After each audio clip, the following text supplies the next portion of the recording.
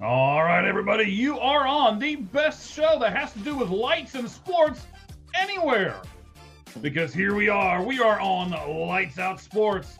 With myself, Mike Valentine, there's my buddy Cheez from, of course, as it says right there on his little moniker, maybe he doesn't have to say it so many times tonight, at Football with Cheez. That's right. On YouTube. Make sure you subscribe, hit the bell for notification. Of course, we got to get that in there real quick. Couldn't have that in there. Cheez, I will tell you, if you want to repost it on your X, you can. For some reason, it's not doing it since you brought your X back. We'll get to more of that here in a moment. But we'll figure it out before next week's show. Yeah, we will. We'll figure it out. But I just wanted to kind of let you know what was going on there. So, all right, buddy. Hey, it's been, a couple of days since I've seen you. Not a long time, but a couple of days, right? We did a reaction right after the Super Bowl that everybody was really pleased with. They came onto YouTube. They visited us. They did it on X. A lot of people saw it. And then you did another reaction over on your channel. Tell me what the difference is, buddy. Why people should go over to your channel and watch yours. Well, I slept on it and thought of a few things that maybe we didn't talk about. And looked at the big picture too. I also looked at it going forward. We talked a lot about Kenneth Walker.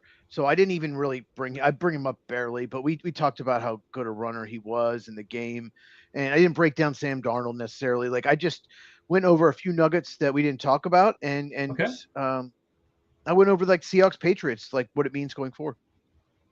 I liked it. I watched it today. I actually put it up on our X platform, at All Gloves Off SM.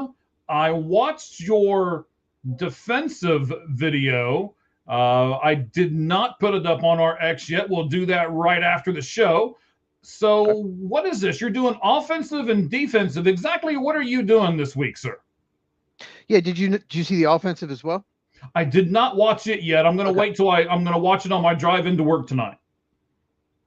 You're going to watch it while you're driving. Well, good. I'll listen to it while I'm driving, okay? Have a beer while you're at it. There you go. Why not? Yeah, so I did the offensive first. I released that yesterday, and the defensive today. I actually just record them back to back, but release them 2 different days. But you don't be giving away trade industry secrets here, sir. Come on. What are you doing? Let me ask you this. Did you change clothes? No. By the way, you'll see this shirt in my video tomorrow that I've pre-recorded, but I'm going to be traveling tomorrow during the day. But there's a video I'm going to record. It's this color shirt because I already recorded it at lunchtime today. I mean, you could at least change shirts, for God's sake. Look, in the off season, I was doing like 4 or 5 videos Saturday and Sunday, so I was changing shirts, everyone. But I don't care. But no, but I did the offensive then defensive. At the end of the defensive, I went over how many each team had, and it's really telling. And some teams that have a lot did really well, and some teams that have a lot didn't, and vice versa. So it's really telling. Some teams really overachieved, you can tell. Yeah, I did listen to that one. I had that at the end of it. I should have probably listened to the other one first. I didn't realize that I was going to have it at the end, but that's okay. So for the people out there that always go to your channel, at Football with Cheez over on YouTube, you should watch the offensive one first, then the defensive one. That way it all kind of flows. And, even though he's in the same clothes, I guess it'll be okay. Yeah, offensive one first, defensive one. They're about 10, 11 minutes long. And at the end, I recap how many each team got. And one team had 2 more players on the lists than any other. And that team, well, may have not made the playoffs. Interesting. So you're telling me the team with the most people on your list didn't even make the playoffs? That is correct. And one team in the Super Bowl only got one player right? on the list. Yeah. What? only had one player, right? One of the Super Bowl teams only had one player. It's really interesting. All right, so let me set up this show for everybody here on the Lights Out Sports Podcast. You may or may not have noticed this is season 2, episode 1. I've always been I don't need to do episodes. We don't need to do any of that kind of stuff. But I want people to understand, too, that this is a long-time commitment from both myself and Cheez. We have done this for a long time. So what we've decided to do is after the Super Bowl, we're going to reset everything, and then we're going to do different seasons that coincide with the end of the Super Bowl. So this, ladies and gentlemen, if you're watching this live right now, you are one of the few season 2, episode 1. But I shouldn't say few. We got quite a few people jumping on here. So got a couple comments that we'll get. And see, I just made somebody mad. Somebody went off and they're like, fine, I'm only a few. I have a text. Go ahead. A friend went to All Gloves Off SM on X. It says, I can't see the podcast on your X account. Can't see it. All right. So I'll set you up to talk here in a few minutes. And while we do that, I'll navigate over to it and see if there's something wrong. Okay. All right. Sounds good. Hey, so it's one of my friends, they could just be dumb, Well, okay. Well, you said it, not me. Well, we'll leave that alone, okay? I'm sure they have good hair and they never change their clothes. Whatever. So that's fine. So, Cheez, I don't know if you know this or not. We were talking off air, right? And you were saying, hey, the views for the site kind of went down. Everybody's kind of going off of a letdown here for a little bit if they're great big football fans and not big baseball fans. You're the big football guy. I'm more the baseball guy. I'm getting all hyped up for spring training. Pitchers and catchers for some teams actually reported yesterday. Almost all teams will report by tomorrow. So, man, this is going to be great. But I wanted to give you the days until the different events for the NFL, because the NFL is the entity that does the best job by far of keeping themselves in the spotlight throughout the entire offseason. Yes. So everybody knows football is by far over just because the Super Bowl's done. You've got, let's see here, we got 12 days until the combine starts. That's it. You got 26 days until free agency starts. You got 46 days until the annual league meetings. The draft, you ready? The draft is only 71 days away. It's going to feel like 150. But it's only 71. The schedule release is roughly 90 days away. There's a little bit of a leeway when they can announce it, so we'll say 90 days away. Training camp begins in just over 150 days, and the preseason actually starts 175 days from today. Interesting. It's coming. There won't be that much of a lag. Are you going to watch any of the other football entities that are going to come on right now? Are you going to watch what's the one that The Rock owns, and there's a few other ones that are kind of sprinkled out there, like spring and summer ball. Are you going to watch any of those other things besides the NFL? Is that a serious question, Mike? Yes. No. Okay. Not at all. I don't watch that crap. Nobody else does too. Look at the ratings. So if we had punters and kickers, you wouldn't watch that either? No. I don't. Okay. I don't. Specialists aren't football players, so I don't okay. Know. All right. I don't want to get too much into the weeds here, but all right. My head's starting to hurt a little bit. Okay. So we're going to change to 5 Flamin' 5 and 5 because we're in season 2. And here's how we're going to change it. We're not going to change it a ton, right? But just a small amount. I don't ever want to see my buddy Cheez burst into actual flames, so let's not do that. Let's do this. The rumor was you wouldn't mind it sometimes, but anyway. Well, it depends on who you talk to. So we are going to do the 5 questions still has 5 minutes. We're still going to do the flames, just it's flames and they're pretty cool, right? Okay. But here's what we're going to do. Cheez, if you get all 5 questions right, a lot of the people who are watching us right now know that you now write the football segment for this show. And I love it. My wife really loves it because it's like 2 hours of time that I don't have to spend on the show. So I appreciate it. But at the same point, I don't get to ask you any football questions. So I want to change that. If you can do all 5 questions in the 5 minutes, then I'm going to ask you a football question before everything else gets going. Let me tease what I'm going to ask. Okay. All right. I teased it on X a few hours ago. I'm not sure if everybody saw it or not, but we're going to do it right now too. Why I would boycott next year's Super Bowl. So if you can get all 5 of these questions right, they're all, by the way, based on the Super Bowl. If you can get all 5 of these Super Bowl questions right, then we'll talk about why I would boycott next year's Super Bowl. Okay. All right. It's in SoFi Stadium in LA. Okay. It is in SoFi Stadium in LA. That is correct. I hope that wasn't one of the questions because I already got it. Okay. Okay, that's fine. That's fine. Okay, guys. Everything will start when I read you the first question. The first question has to do with the Patriots, and then all the questions after that will be Seattle Seahawks, because they won the game and all. Dominated. Correct. And then we'll get to the comments. I see there's several. I haven't even looked at them yet, so we'll get there in just a moment. Okay. Here we go. Patriots quarterback Drake May refused to wear the rainbow cap armband, stating, and I quote, "I would rather retire than wear the LGBTQ armband. No one has the right to force me to betray my faith." Cheez. Is he right? Is that true? That's Are you true. Sure? Yes. You confirmed that? Yes. It just doesn't sound true. Because I think that would have been a bigger story. Nobody talked about it. Well, Mike, I'll say this.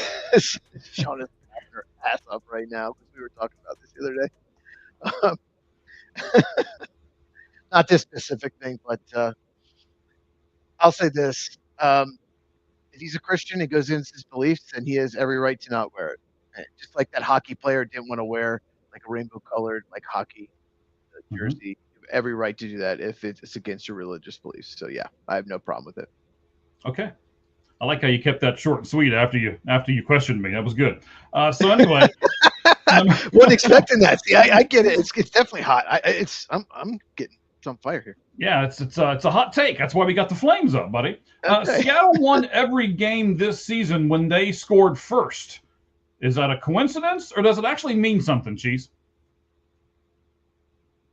No, it's not a coincidence. It's big. When you score first, you put pressure on the other opponent. You could take them out of your game plan, especially if you get up 2 scores, 10-0, 14-0.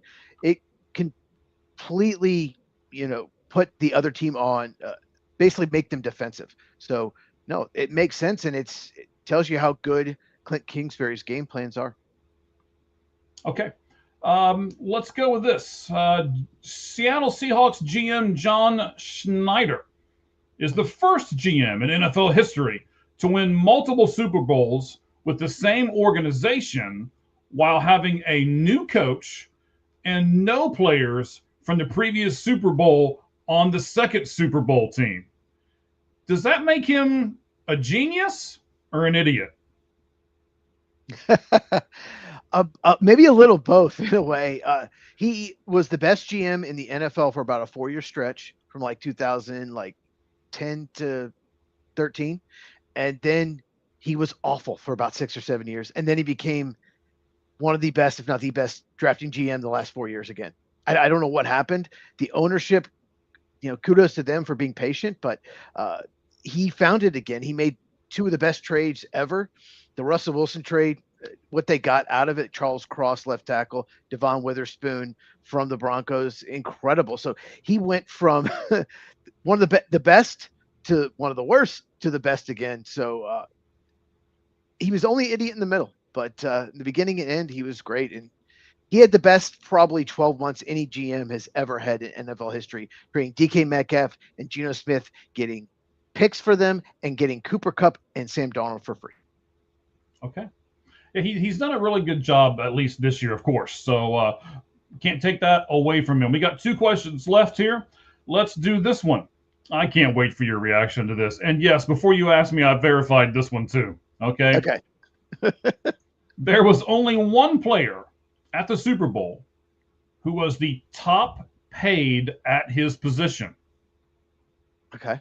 The Seattle Seahawks punter made $4.05 million. Wow. Was the Seattle Seahawks punter worth $4.05 million in the Super Bowl? This is a trap question for me. I love it.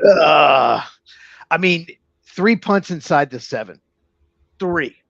He was tremendous. He's so good. Seattle's so good. Their kicker's good. Their punter's good. Their coverage is good. Their return game's good. They're good at every aspect of special teams. Got about 45 seconds, Cheez. That's the reason they won the Super Bowl. Sure. Why not? Why not?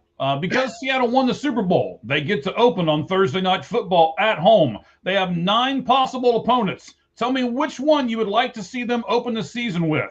The Patriots, the Rams, the 49ers, the Cardinals, Chiefs, Chargers, Cowboys, Giants, or Bears. I'll give them to you again. Patriots, Rams, 49ers, Cardinals, Chiefs, Chargers, the Cowboys, or the Giants or the Bears. You know it's going to be Cowboys. It shouldn't be, but you know it's going to be because it's the Cowboys. But I want to see the Rams again. I want to see Seahawks, Rams. Those games were all incredible all year. All 3 of them were incredible. So close. So yeah, give me Rams, Seahawks again. All right, look at that. 1 second left. He did it. Yeah. You had me worried. I was like, man, I've set all this up to do this other question, and he's going to fail. I'm going to have to do something. I'm going to have to stop the timer or something. These were the toughest questions you've asked me. I see what you're doing here. I see what you're doing. Well, season 2, you're just yes, it's season level. 2, episode 1, man. We gotta get better. The stakes are higher, you know. Okay. Let's hope by season 5 we're not like Stranger Things and just completely fall off the cliff. That's very true. Very true. Let's hope. All right, buddy. So, and this is very true for me. I would boycott next year's Super Bowl if I'm an NFL player or if I'm part of the NFL Players Association, which is the case in most sports. The winning team of the league gets additional money, right? It's shares in baseball. It's just additional money in football. So each player in the Super Bowl this year got $178,000 for the Super Bowl, whether they won or lost. They each got the same amount. California has what they call a jock tax. And have this tax. California. Oh, yes, that's where we're going. Oh, God, I hope my sister's watching, but go ahead. They have this tax on what they call duty days. They tax each day at 3.5% of your regular pay. That's how the tax works. I had to do a lot of research on this and look it up, right? So let's give you the example of Sam Darnold for a second. I'll explain the math to you. I see your face, okay? So if I use Sam Darnold as the example with what he makes and the fact that he and his teammates spent 7 days in California prepping for the Super Bowl. So Sam Darnold had to pay, you ready? $249,000 to the state of California just to play in the Super Bowl. This is true. I'm not making this up. So even if you use simple math, even though he got paid an additional $178,000 for the right to play in the Super Bowl, because of the California jock tax, it actually costs Sam Darnold $71,000 to go to Levi Stadium and play in the Super Bowl. Darnold plays for Seattle, so I'm going to add some more here. Darnold plays for Seattle, so he has to play the 49ers and the Rams every year, and possibly another playoff game in California every year. So that number is actually going to be higher than that. So if I were the NFLPA, I would boycott next year's Super Bowl because if you have already said it's being played at SoFi Stadium in California, the NFL agrees to, I wouldn't do that. If I'm a player or part of the NFLPA, I would go to the NFL and say, we're not playing in California unless you agree to pay for all of these taxes that this stupid state puts on my athletes. What do you say about this craziness that right now is the jock tax in California? What absolute joke. I mean, California is a disaster state. It's they're just trying to get money. This is the reason why Hollywood movies, they're never filmed it. They're filmed in Atlanta. They're filmed in London. All the big blockbusters, they're filmed in Canada. They're not filmed there. And this is why, because all the taxes, they can't afford it. You're trying to make money. Right. This is insane. Now I know why the San Francisco Giants can't get any free agents to sign there. I'm shocked. And you're telling me, let me just make sure I got this right. Sam Darnold lost $71,000 because he spent 7 days there. Yes. Now, it's not going to hurt him. It's not really the point. Man. And he got to ride the teacups with Kenneth Walker, so he's happy. Yes, I saw that today. In fact, I think I posted it up on our X account. It was hilarious. But I'll say this. If you want to come to NRG Stadium, NFL, for the Super Bowl, then the players won't have to pay the taxes. We don't tax people in Texas like that. We're good old boys here in Texas. We're good old boys. And I will go to the game, and I'll get a ticket for Mike Valentine as well. Ooh. We'll go to the Super Bowl. If it's NRG Stadium, they switch it. They should. But that's ridiculous. I'm shocked. And, the punter making $4 million, he's going to have to pay a bunch of taxes. Yes. Absolutely. It's crazy. Or just, how about this? Like, okay, we'll come 2 days before the Super Bowl. We're not coming the week. We're not doing the whole media thing. Mm-hmm. Say, for example, let's pick a random team that didn't make the Super Bowl that might make it next year. I don't know. Let's just say, I don't know. Cincinnati Bengals. Let's say they make it. Okay. I thought for sure you were going Green Bay Packers, but go ahead. Oh God, no, because they have Matt LaFleur. I'm not stupid. So let's just say the Bengals have made it. They've made it recently, like 4 years ago. Let's say the Bengals make it, and the owner says, like, okay, we're going to show up Friday afternoon. You're not going to get the whole media week because I'm not doing that to my players. I'm not going to make them pay those taxes. Owners should do that. And there will never be another Super Bowl in California again if one owner does that until that is fixed. But, Gavin Newsom, he's a real, sack of shit. All right, then. Okay. All right, let me get through the baseball stuff here. We are not going to do anything college football wise. There was a couple things that we talked off here that we could have talked about. We're trying to keep the show a little short. Cheez is going to do a couple things tomorrow. I've got to go to work here in just a little bit, so they've switched schedules for me. I'm working nights now, so we're going to make sure we keep this nice and short. And Cheez should be proud. I'm going to have homemade chicken and noodles. I can actually smell it right now. It's killing me, by the way. I'm like 4 rooms away from the kitchen, and the door is closed, and I can still smell my wife cooking I love chicken. Homemade chicken and noodles. It's killing me right now. So I tell you what, buddy. Let's go ahead. Let me give you this. The Super Bowl, I saw the numbers. They came out just about an hour and a half or so ago. So the Super Bowl did 124.9 million, and that's the second highest viewership behind last year's Super Bowl between the Chiefs and the Eagles. So even though a lot of people said it was awful, I've had to hear it for the past 2 days how awful that Super Bowl was. It still did a lot of stuff. They still got a lot of money out of it. So, well, it's not going to do as well as last year because you don't have the Taylor Swift fans watching, the Swifties. It's true. Glad you brought that up into the podcast. We need at least one Swiftie reference every show. We'll see. But at least we're not talking about WNBA. But I just brought it up. Very, very true. Very true. All right, buddy. Let's jump into our MLB 4 Pitch Talk with the best baseball graphic in all of podcasting. Here it comes. Oh, I had to go all the way down.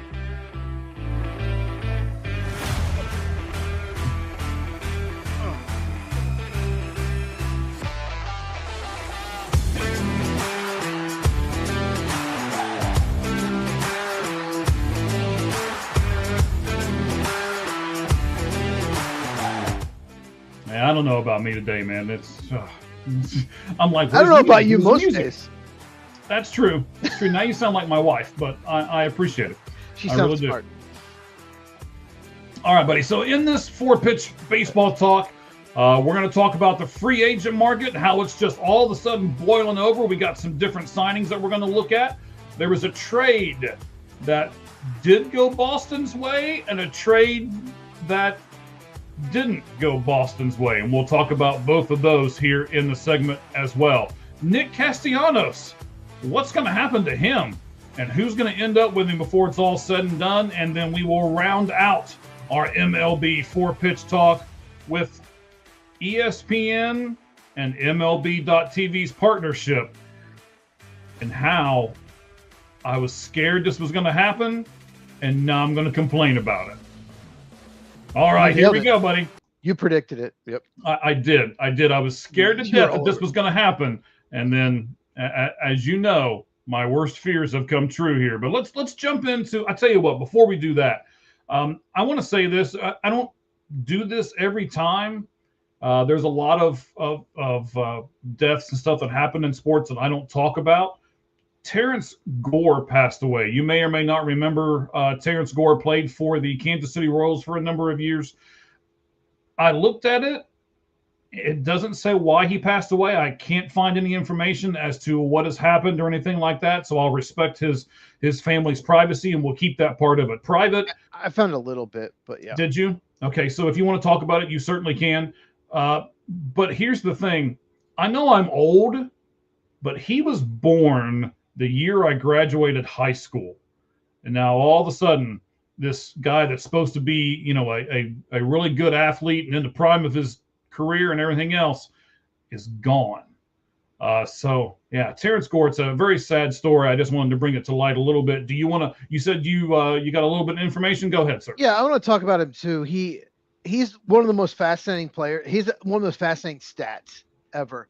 He has, I think, 1 career RBI and 3 World Series rings. He's so fast. He can't hit, but he is one of the fastest people to ever play baseball. Yeah. He won a World Series with the Royals. He won one with the Braves. The third team, I'm not sure. But teams would sign him late.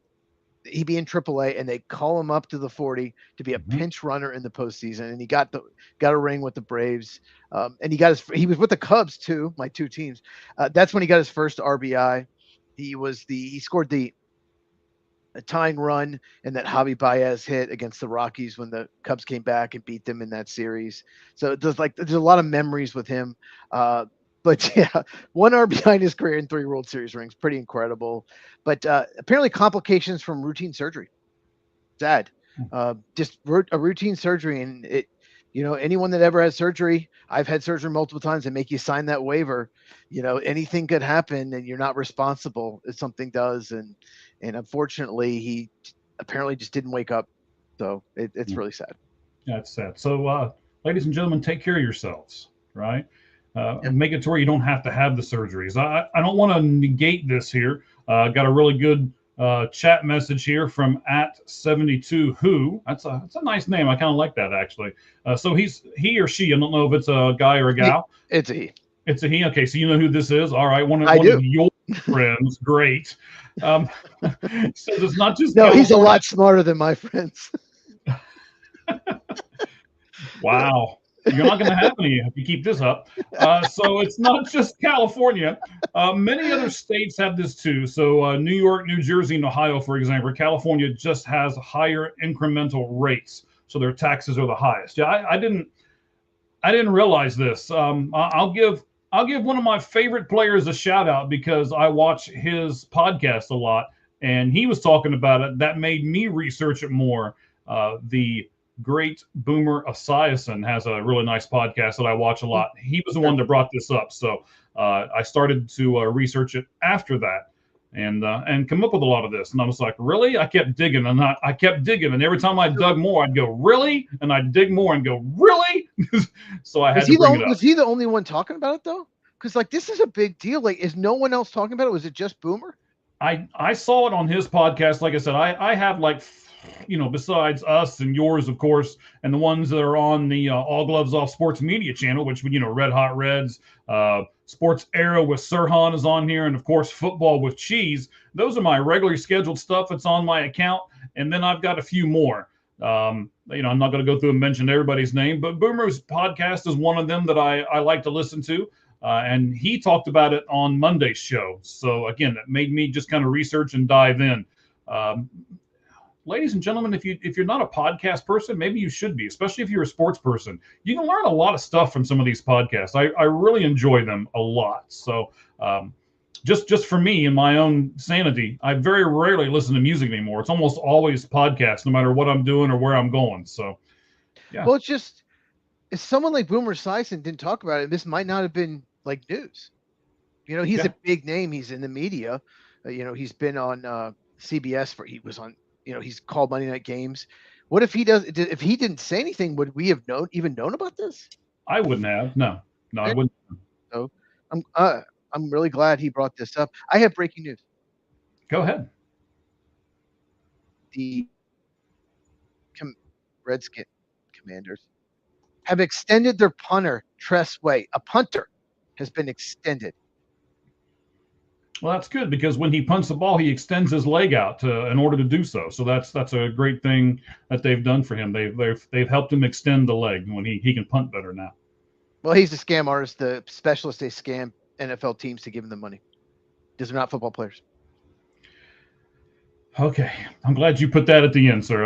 We're going to go to baseball here real quick, all right? Okay.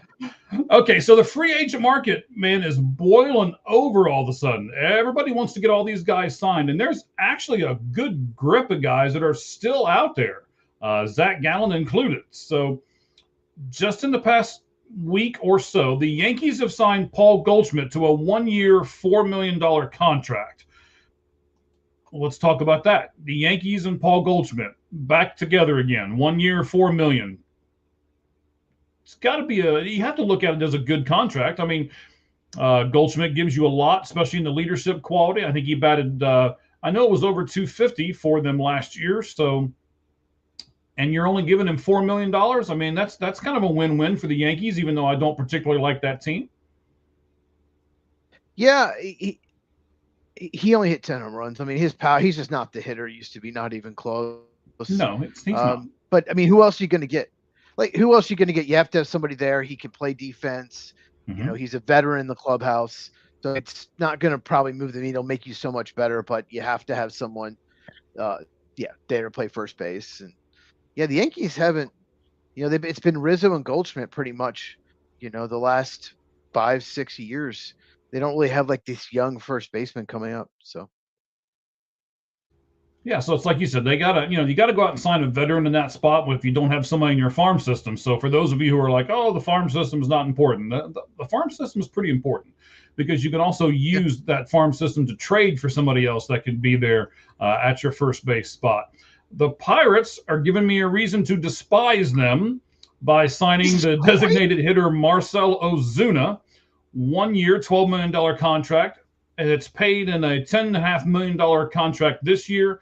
That's guaranteed for him, and then it's a $1.5 million buyout on the second year. That if they go ahead and sign him, it's worth $16 million. He batted 232, 355, 400 for his slash line, 15.9% walk rate, which is pretty good, but a 24.3% K rate, 21 home runs, and I can't believe he got 19 doubles. He must have hit that ball far, or somebody must have messed up on the relay throws or something, because that guy can't run. There would have been triples for everybody else. Right? No doubt. What do you think about Marcell Ozuna to the Pirates? It's a terrible move. He basically lost his job in Atlanta. His bat fell off. He can't play the field. He's a bad dude.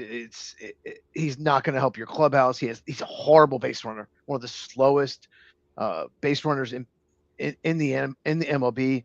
And you can't tell me you could have had Luis Arias.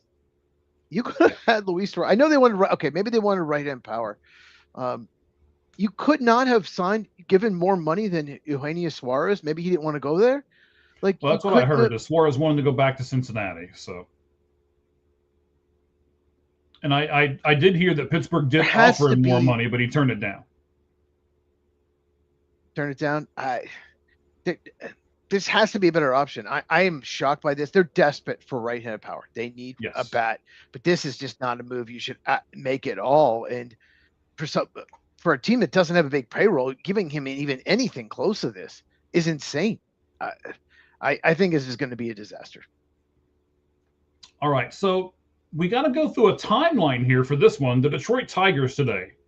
All right, so I saw this about noon my time or so today as I was doing stuff, and I immediately went to go looking at Arizona Diamondback tickets because I know their home opener is versus Detroit.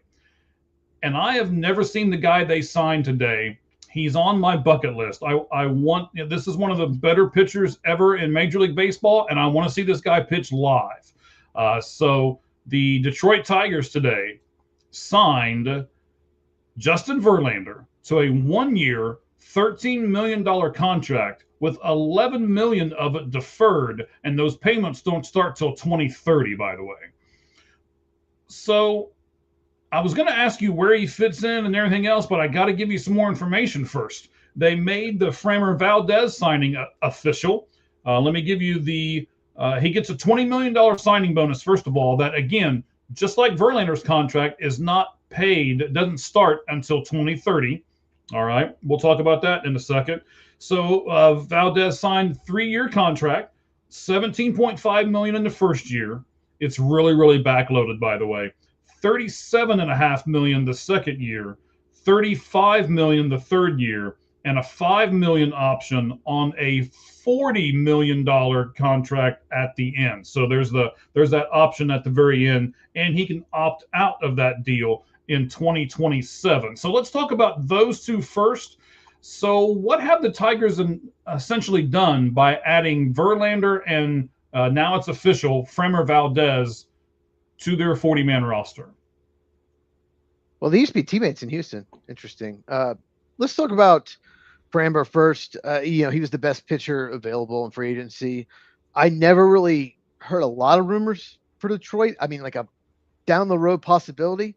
So it's interesting that he kind of came in slightly out of nowhere.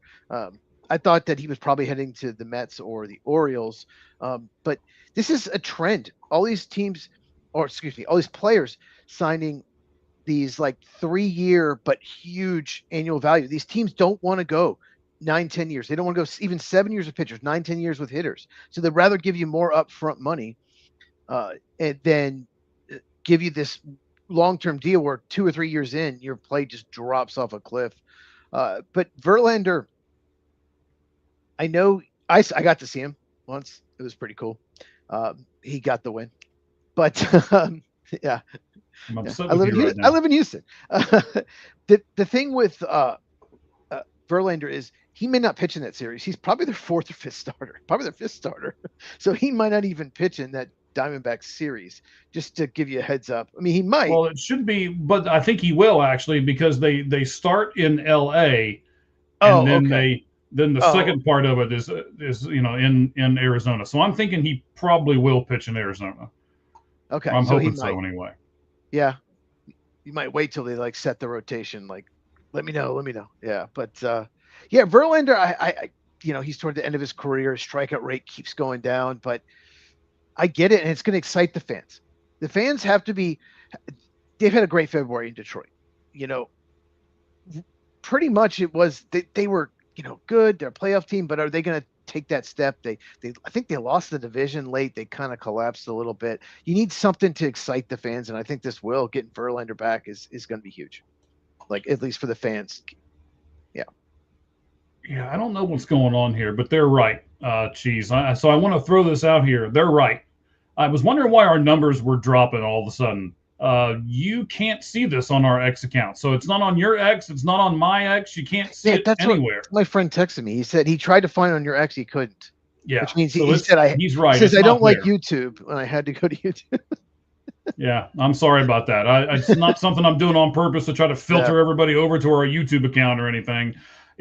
it's telling me up here on the top part of the screen that it's on my personal Facebook. So you can look up Michael Ballantyne on my Facebook.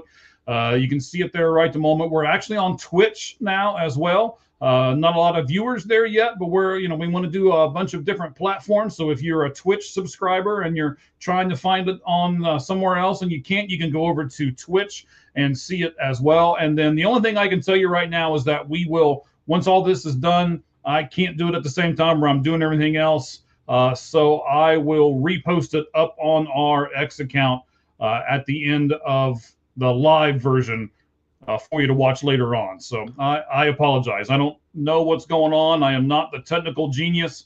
If you got Ricky or Roger in there with us and maybe one of them want to jump on and try to figure out what's going on, then feel free to do so, gentlemen. That's a couple of the other guys that are with us here on All Gloves Off Sports Media. They do the Red Hot Reds podcast, and they are much more technically advanced than I am. So if that's something that either one of you guys want to do, feel free to do so and try to fix everything here. So after they signed both of those guys, I noticed that they also put out a little press release that said, hey, our 40-man roster is full. We're going to have to make some moves. And I thought, okay, are they just kind of announcing that a couple of our players are going to be available? And for any of you other Major League Baseball teams that want someone off our roster, let's talk, if that's what they were doing. And then I saw this. They put right-handed pitcher Jackson Jobe on the 60-day DL. And one of the guys that I thought was going to be in the back end of the bullpen, or excuse me, the back end of the rotation with Verlander, Reese Olson, also a right-handed pitcher. He had right shoulder labrum repair on February the 2nd. Ooh. And they announced just a little bit ago that he is going to miss the entire 2026 season. So at first I was like, okay, this is going to be great. Boy, their rotation is stacked. And now all of a sudden it's like, and number one, I got to give them credit. They kept it a secret.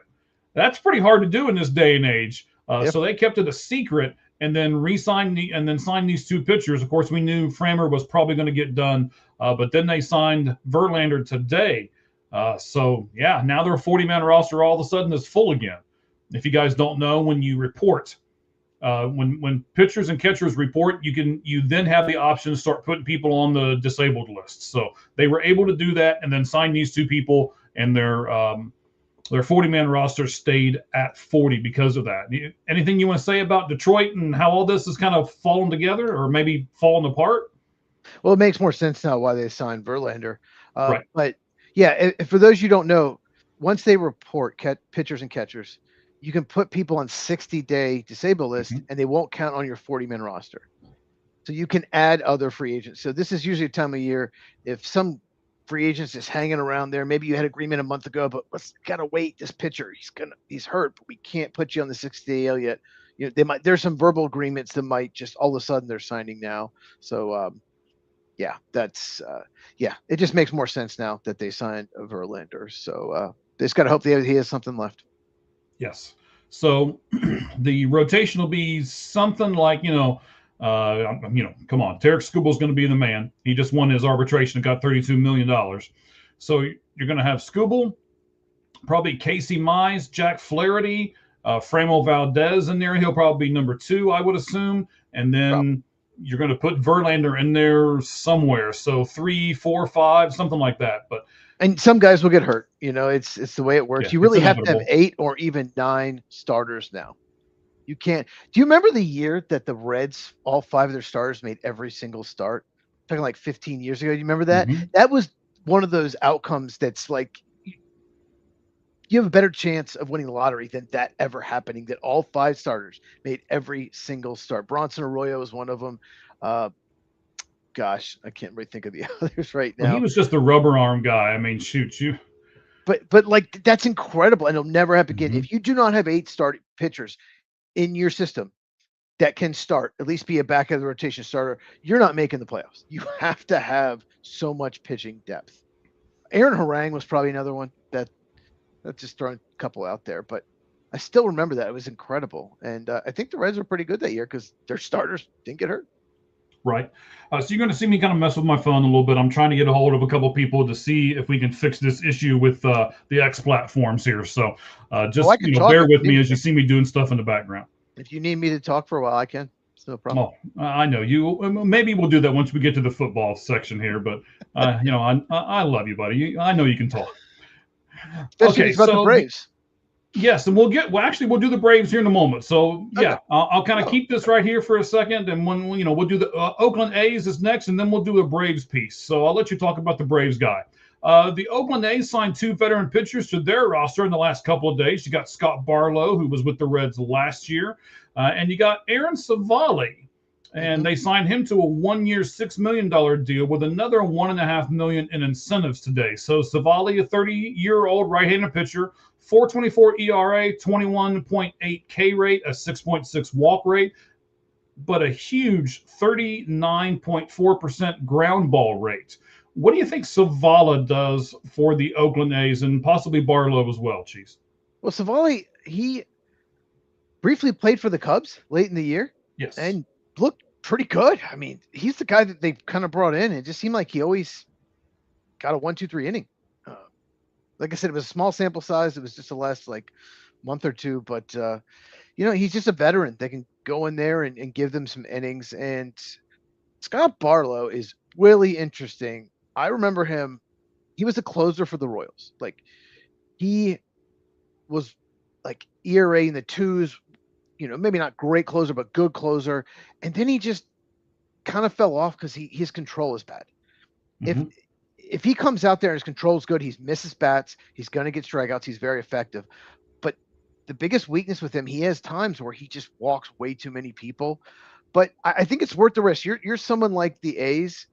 These signings are good signings. Like these are solid veterans that, um, at least at times, maybe inconsistent, but at times have looked very good. So I like these signings for a team like the A's. They clearly have a great young core of bats. They think they can contend this year, at least contend for a playoff spot, or they I do would not have too. made these moves. Why else sign these veterans unless you think you can? And that it gives them way more depth in their bullpen. Yes. Like I said, I'm really with them. I think they can contend as well. So again, I know I'm doing stuff in the background. I am listening to you, buddy. I'm just Well, trying I'll to just say this about the A's.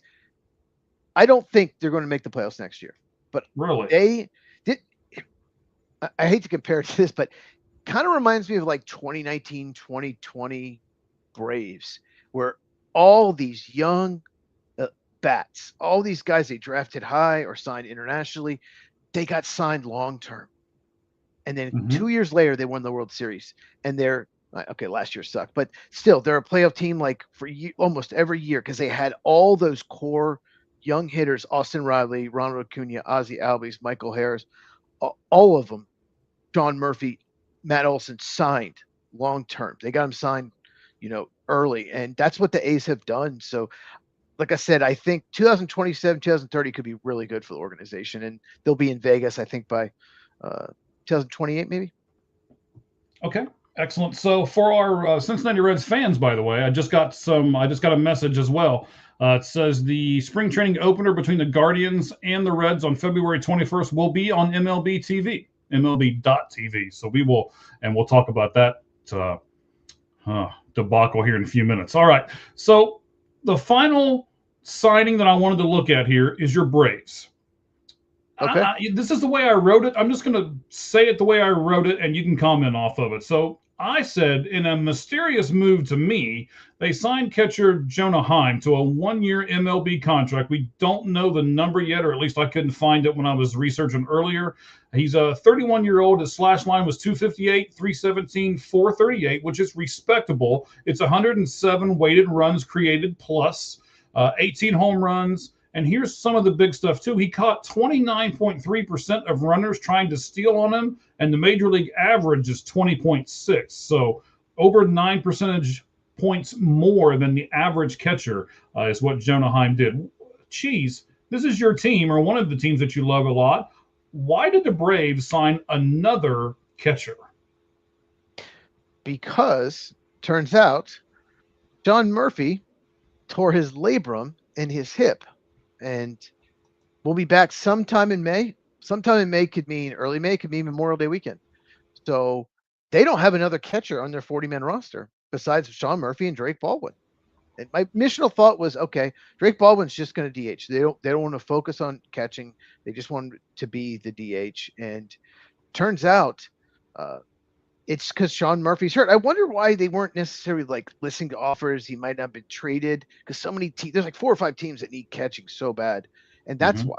So they need someone at least until that point. And at this, with the DH, because the primary DH will be Drake Baldwin, they can actually end up keeping all 3.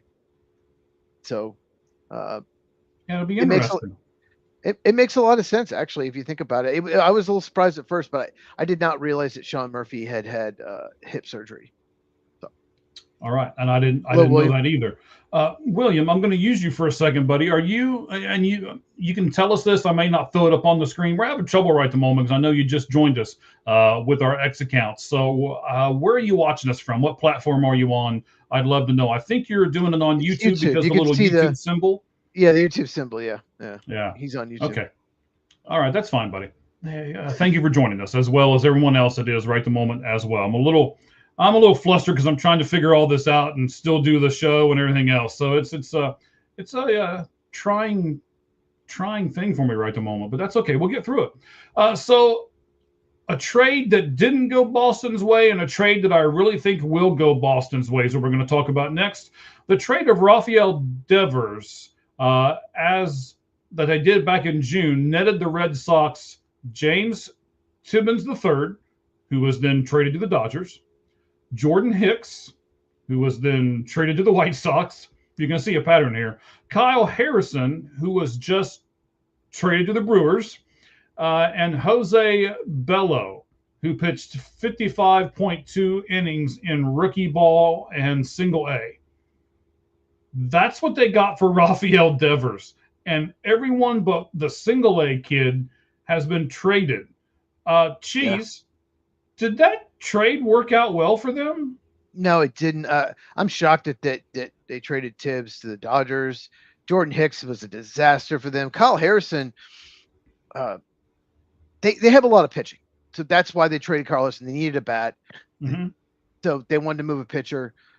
But definitely it's a really good move for the Brewers to get him. Brewers just going to have so much good young pitching. Good Lord. No, it's terrible. And if you did not know, anyone watching, Rafael Devers was a third baseman. They signed Alex Bregman, and he got pissed and demanded a trade. So they traded him, and then Alex Bregman opted out of his contract and signed with the Cubs. Right. Because it's just been a disaster for him. Disaster. Absolute disaster. Red Sox could not have handled this worse. Yeah, the red lights flashing on the green monster and everything. I mean, this has just been terrible for them. Yeah. So I kind of wanted to point that out and take a look at it. I will also say we're going to be doing our lights out list here at the very end of the show, as we always do. Today's lights out list will be the top 10 quarterbacks in the NFC. Before we do that list, we'll look at our poll question, and that's what I want to plug right now. The poll question is this. Since we're going to do the NFC quarterbacks, the top 10 in the NFC, now that Sam Darnold has a Super Bowl ring, where does he belong in our list? So for the first time, again, this is season 2, episode 1, guys. So we're doing some different stuff here. This is the first time that you can actually use our poll question and tell us where this quarterback should be on our list. We've never let you guys look at our list ahead of time, or we've never let you guys do anything with the list, but today we are. It's an inside track for all of you to be able to give Cheez and I maybe a little bump, because I'm still a little, the top 3, I'm still kind of wavering on a little bit here. So maybe one of you guys can help us out here. So where does Sam Darnold belong on that list? You have 3 choices: the top 5, the bottom 5, or top 3. Those are your 3 choices. Head on over to our X account at All Gloves Off SM, and you'll be able to do that. So did you just repost it on your X? Is that what I saw? I just reposted as well. All Gloves Off SM is your X account, and then at Football Cheez, without the with, at Football Cheez, I just reposted it as well. And I just voted. Oh, look at you voting. All right. Yes. So you'll find out what I am. When we do the list, I don't need to. It'll be obvious. No, you don't need to give it away right now. But we will do that. We'll do that. So I think Caleb Durbin is one of the people that they traded for. So they got a lot of stuff. Okay, we'll break it down a little bit. They gave up Kyle Harrison in this deal over to the Brewers, as well as a couple other pitchers. It seems like the Brewers always are looking. They're like they're the National League version of the Tampa Bay Rays. They're always making trades. They're always getting these young kids, and they always seem to come up and do big things for them. But they gave up Caleb Durbin, which I was really surprised at. I think he will perform well for the Red Sox. He might even make them forget about Rafael Devers. Maybe. So he just finished third in the Rookie of the Year voting. Durbin batted .256, .334, .387 with 11 home runs and 25 doubles. He had 18 steals, 9.9% K rate, and also he gives you good defensibility. There we go. Over at third base, 5 defensive runs saved and 2 outs above average at third base. So really good defensive numbers over there as well. Cheez, what do you think about Caleb Durbin going over to the Boston Red Sox in this deal? Well, I'll say this. I'm taller than him. I'm not a real tall guy, but I'm taller than Caleb Durbin. A little bit of surprise. Like the Brewers every year they make 1 or 2 really surprise trades. They don't have a third baseman out. They don't have anyone that can play third base necessarily that I know of. But the Brewers are always looking toward the future.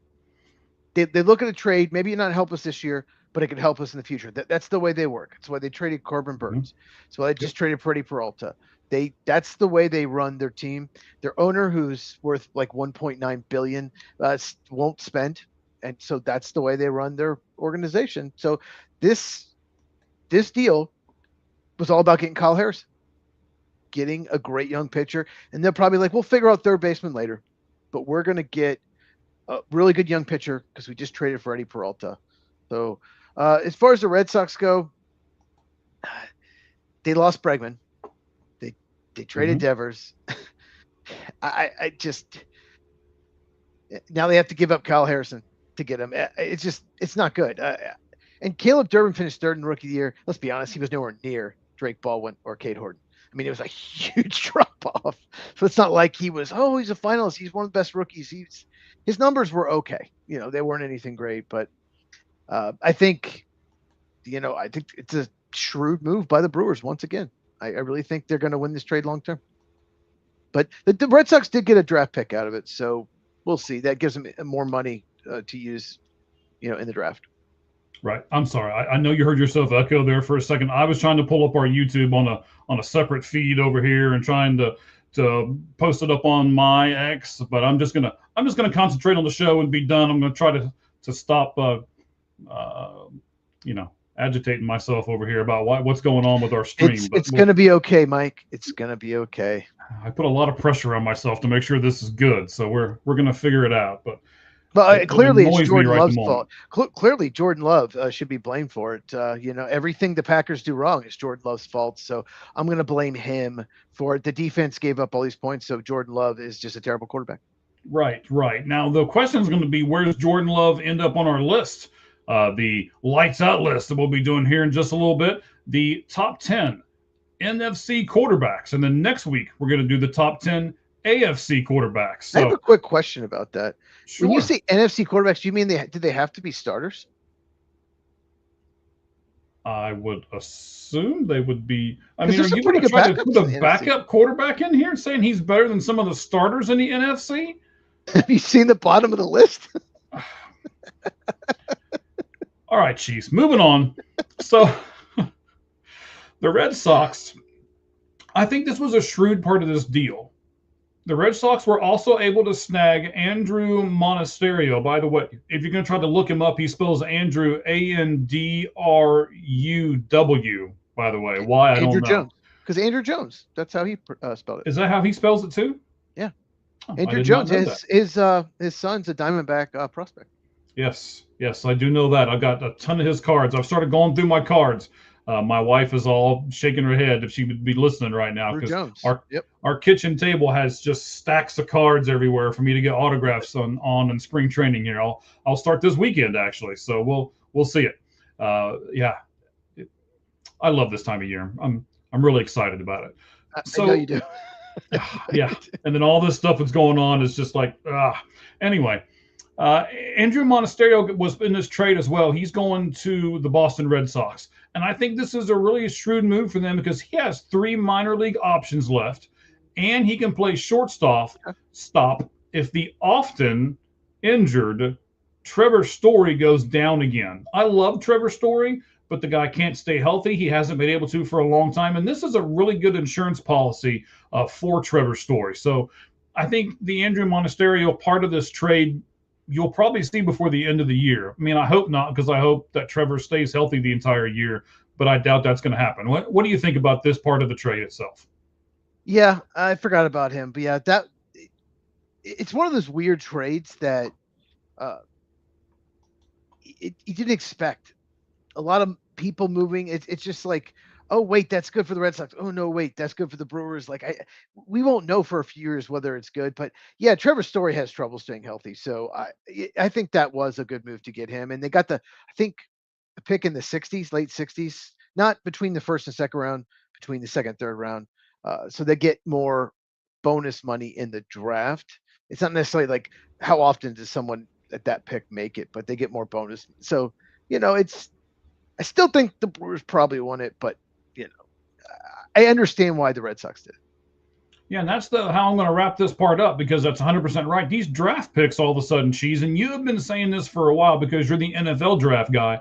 You've been saying it for a long time that the MLB team should be able to trade their draft picks. And in this current collective bargaining agreement, they cannot. But what they can do is they can trade those competitive balance round picks that they get from, losing another player or something like that. So the Red Sox did receive that from Milwaukee. They got their competitive balance round B pick, which, as you just said, is probably around 60-ish or so. So are those, I guess you just kind of answered it a second ago. So they're not like extremely important, but like you said, you could get lucky and hit on somebody like that. And that was just kind of a throw in a trade. So you never know about those things. Well, it gives you more options during the draft. You can go over slot with your first round pick. And at that pick, whatever, 68, 69, whatever it is, you can go sign a senior and go way under and save money. You could just use it. So it's not necessarily the player you get, it's the draft capital that you get. So, yeah, it'll help their draft strategy. It gives them more options draft time. Okay. Let's talk about Nick Castellanos. The Phillies have a problem on their team, and it's Nick Castellanos. He has said a few things at the end of last year. He basically got benched. He called out their manager. Their manager got upset. They've been saying all offseason, in fact, before the season ended last year, hey, we're going to trade Nick Castellanos. Dave Dombrowski even stated today, we are doing everything we can to make a move by Monday. That was his quote. But he's owed $20 million, and he's in the final season of his current contract at, again, $20 million. And other teams know that they want to get rid of him. So, Cheese, knowing if they release him and another team signs him, that the Phillies would be on the hook for all of those $20 million, with the exception of the $780K that the then team that signs it would have to pay. It's the league minimum this year, $780. Wow, it must be nice to get $780K as a league minimum. But yeah. So what would you offer the Phillies in return for Nick Castellanos now that you know all that stuff if you didn't before? Okay. There's so much there. I know. So Castellanos is always like when he hit, he's great. Like if he can hit, that's the only thing that's good about him is when he hits. he was a Cub briefly. They didn't re-sign him because he's so terrible in the outfield.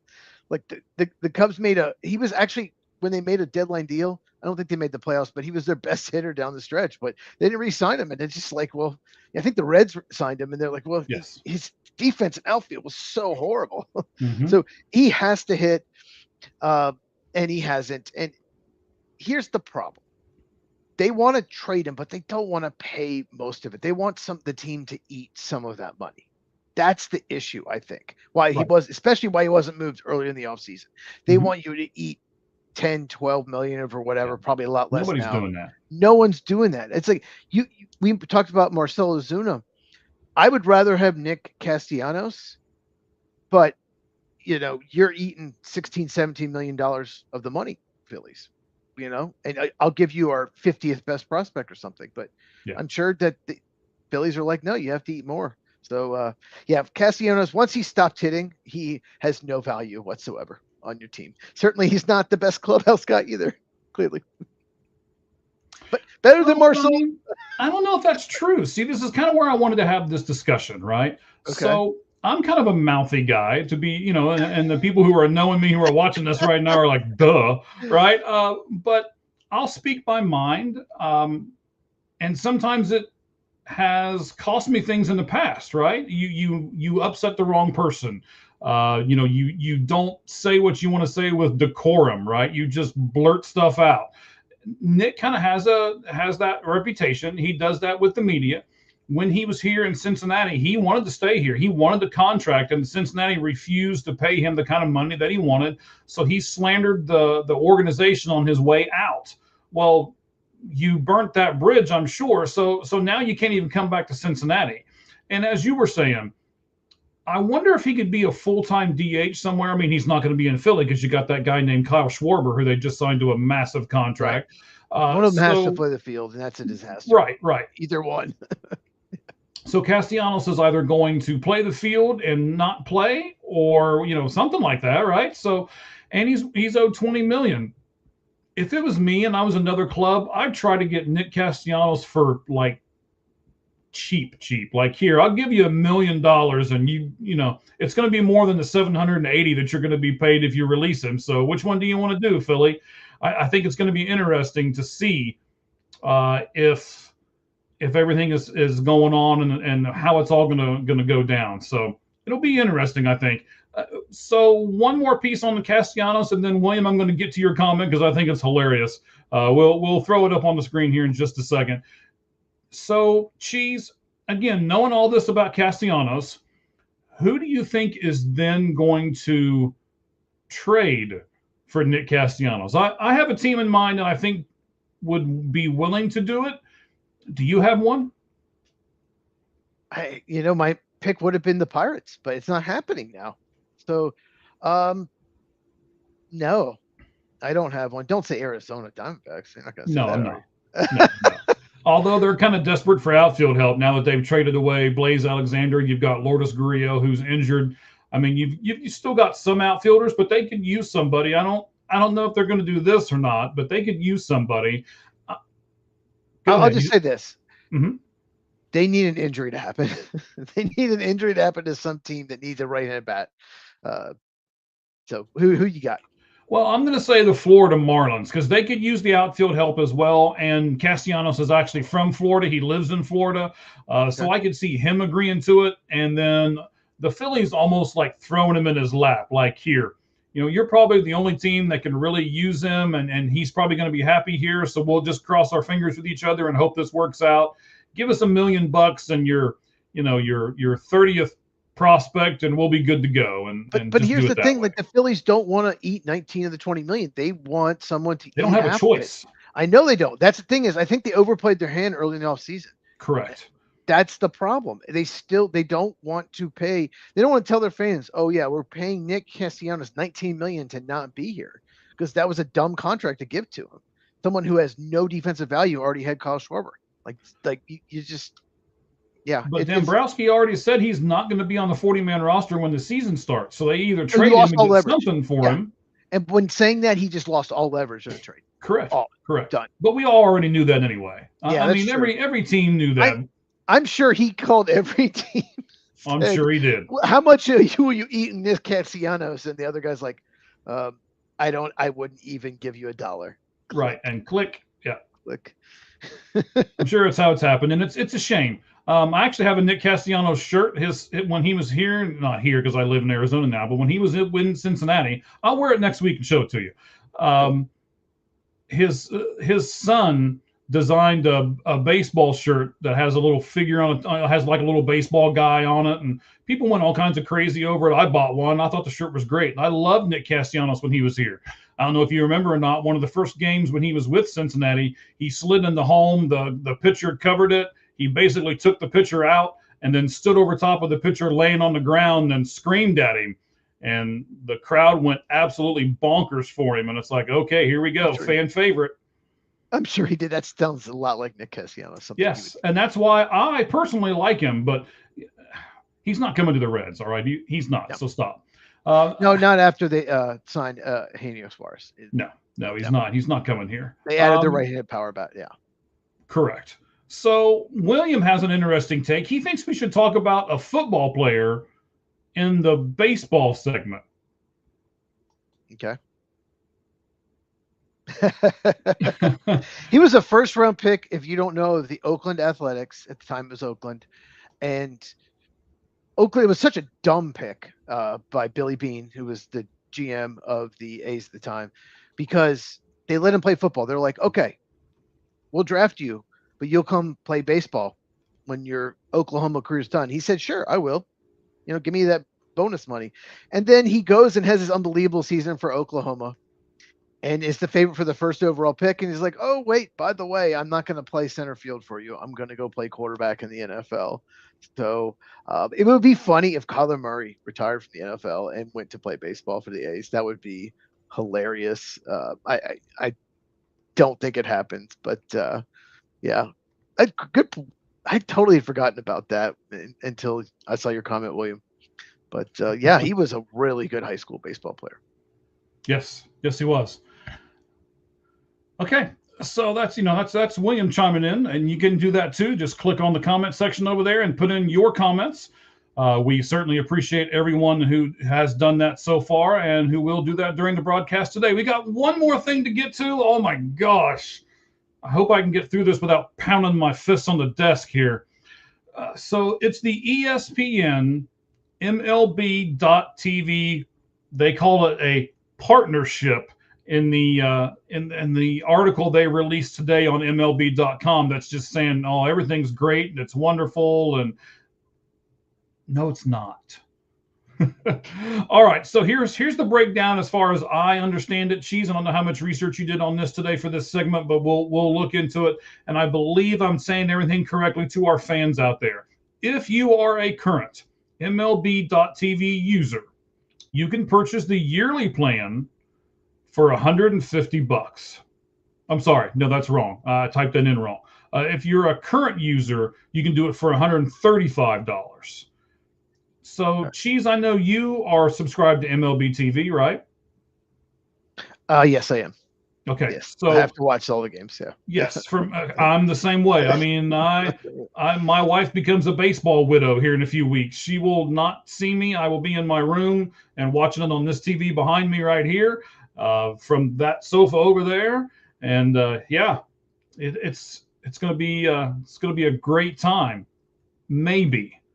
If you're a current ESPN Unlimited subscriber and you pay that $30 a month for that awful channel, then you can also get MLB TV for $135 a month, but you have to keep up your $30 a month subscription to ESPN Unlimited.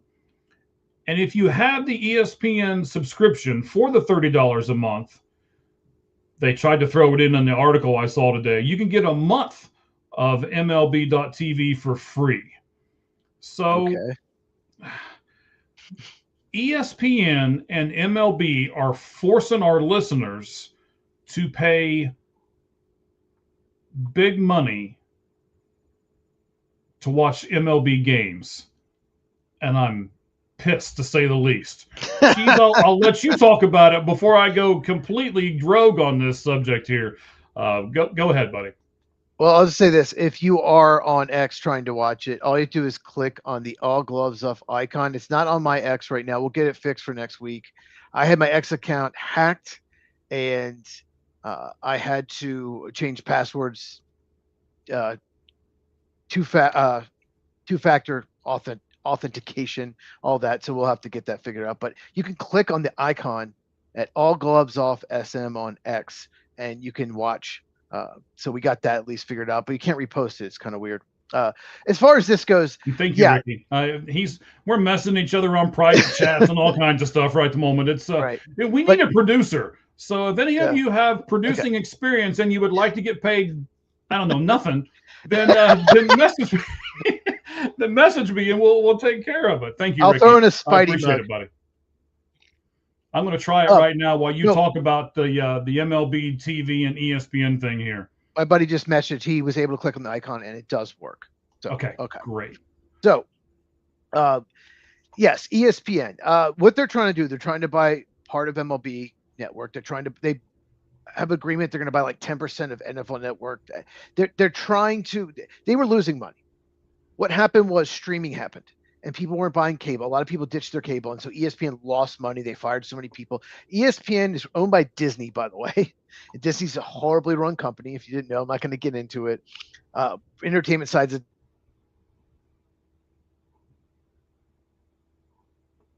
disaster, but the way to do it. We're going to make you basically double down on the payment. They know that football's popular. They know baseball. That ticket, the last 2 years, each year, ticket sales and TV viewership in the playoffs are way up. And how can we make as much money and take it from the fans as much as possible? Yeah, that's the way ESPN works. And they think they can get back to where they were, like in the 90s. There's no way. If they didn't have college football, they would be in real trouble. That's where they have almost all the big college football games. So, and they help the whole college football playoff. But yeah, I despise ESPN, and it sucks for the fans because, the people that pay for all these baseball teams, all these players, all of it are you and me, middle class. Mm-hmm. Just anyone that's not rich, from poor, middle class, upper middle class, whatever. They're the ones paying for these subscriptions. They're buying jerseys, buying tickets, all of that's who pays for it. And ESPN knows that. And like, how much can we get out of them? Right. So yeah, it's all interesting to me. They've got the WWE market cornered as well, and they're going to have some games later on in the season. I don't want to promote that 4-letter network too much because I don't care for them at all. But I did want to bring this up. There's one other option, and Cheez, I think a lot of our fans, and I'd love to know if the fans are happy with this option. So if you just want to watch your team, let's say you just wanted to watch either the Cubs or the Braves, you can pay $99 and get no blackouts. You'll have every single game, and it costs you $99 a year. That's not a terrible price. I mean, especially when you think about it as, how much are you going to spend when you go to the game and park beforehand and then get concessions during the game and all that kind of stuff, right? So I get the price point, but I think you and I are two guys. I want to be able to watch every game, especially now that I'm spoiled with the MLB.TV. I want to be able to, if I want to watch the Tigers and I want to see, Tarek Skubal pitch, then I want to be able to click on that and watch it. Even though that's not my team, I still want to be able to watch everything all the time. And then one of the great things that I like doing too is even if I miss the game, they do like a recap of every game within a few hours of it ending. And I like going almost every day. Even if I miss that game, I will watch the recap of, I know this sounds like a crazy man, but I will watch the recap of every game every day. And I just love baseball that much. And I'm upset that they're taking that away from me. And I'd like to find out if our fans are upset, or are you upset, Cheez? Are you going to try to pay the $99, or what are you going to try to do? No, I want to watch. If the Tigers are playing the Pirates, if Tarek Skubal's going against Paul Skeens, I'm going to watch that game. No, I mean, there's games I'm going to want to watch besides the Cubs and the Braves. And, and yeah, you made a good point. Finally, yeah, it's only over an hour into the show, sir. But yeah, I went to a few Astros games last year. I go to a few a year, and with my friend Kevin, and I'm just trying to think how much was between tickets and everything. You'd be lucky. Yeah, between two games, you're going to spend more than $99 just even those two games. So, $99 isn't bad. But yeah. Just like you, I get all the games. I can watch whatever game I want. I get the whole MLB.TV package. and you're a single guy. I mean, think of a family of 4 that has to go to a game, right? One game for a family of 4 is $100. Easy. Yeah, I hadn't thought about that. Now they can watch on TV. Little Timmy and little Cletus, they can watch it on TV. You picked Timmy and Cletus, huh? Those are the names you picked. Sure. Yeah. Sure. I mean, I guess you are from Texas, but still. There you go. Well, you're not from Reggie Texas. Ray. You currently live in Texas. Yeah. And my third child, Reggie Ray. Ray. And Bubba. Those are the 4 boys. All right, this is getting worse and worse and worse. All right, so I will have to say, though, I'm intrigued. I saw, I was doing some research today, a lot of baseball stuff I'm looking at now. It's just, I'm super hyper-focused on it. We may have to go to the Texas Rangers game. They are doing a promotion that I've never seen another team do. I'd love to go to their stadium, yeah. Yes. They're doing a promotion where they are giving away to the fans. Remember when Nolan Ryan got into the big fight, and then he had the blood coming out of his mouth? Was that Robin Ventura? Was that Robin Ventura? Which fight was that? He's been in a bunch of fights. It was Robin Ventura, and he's just bashing his head in? Yeah. Yes. Yeah. So, and then, after he bashes his head, and you got all Robin Ventura's blood on his shirt. You ready for this? The Texas Rangers are doing a giveaway this year of a blood-stained Nolan Ryan t-shirt. Okay, when you say blood-stained, they're not putting blood on it, right? It's just I'm sure it's not real blood, but it's the... Nolan Ryan, they extract his blood for the next 6 months, once a month, to put on the shirts. I love it, though. I can't wait to see a picture of it. I didn't see a picture of it today. I just read about it. So we're going to clone Nolan Ryan. We're going to clone one of the best pitchers of all time. We're going to do it. Yes. We're going to use that blood off the t-shirt. Why not? All right. So, again, you can go over to our X account, at All Gloves Off SM. If you'd rather view it that way. I tried it a second ago, and it does work. If you go over and you hit the little icon where it says live and it has the pink circle around it, if you click on that, you can watch the show live. I don't know why it's not on our feed. I can't answer that question for you. But while you're there, you may as well vote on the poll question that we've got. Now that Sam Darnold has a Super Bowl ring, where does he belong on our list? And what we mean by our list is at the end of this show, we're going to do our lights out list, NFC quarterbacks. Does Sam Darnold belong in the top 5, the bottom 5, or the top 3? We'll go over what you guys think on the poll question, and then we will do our actual lights out list here at the end of the show as soon as we're done with our football segment, which, by the way, is going to start here in just a couple seconds, if you're okay with that, Cheez. I'm okay with that. Okay. So you know what? Let's just do it. But well, okay. Let me make sure I turn the volume up on the music this time. Yeah, that would really help. So here we go, guys. We're going to do our NFL segment. 4 down territory. This is bad. I can't even think of what it was called. Oh, it's the only part of the segment that I do is title it. Hey. Here we go, guys. You're doing fine, Mike. You're doing fine.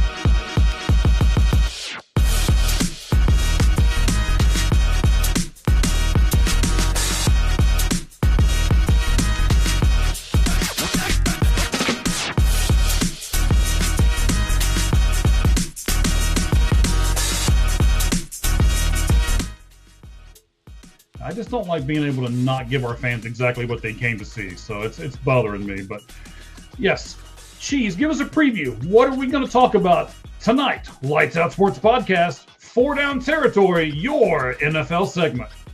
So we're going to talk about Max Crosby and the Raiders, that situation. We're going to talk about the Super Bowl odds and a team that's had a dynasty recently and where they fall. And then we're going to talk about the 2 teams that were in the Super Bowl and where we think, what might happen to them next year.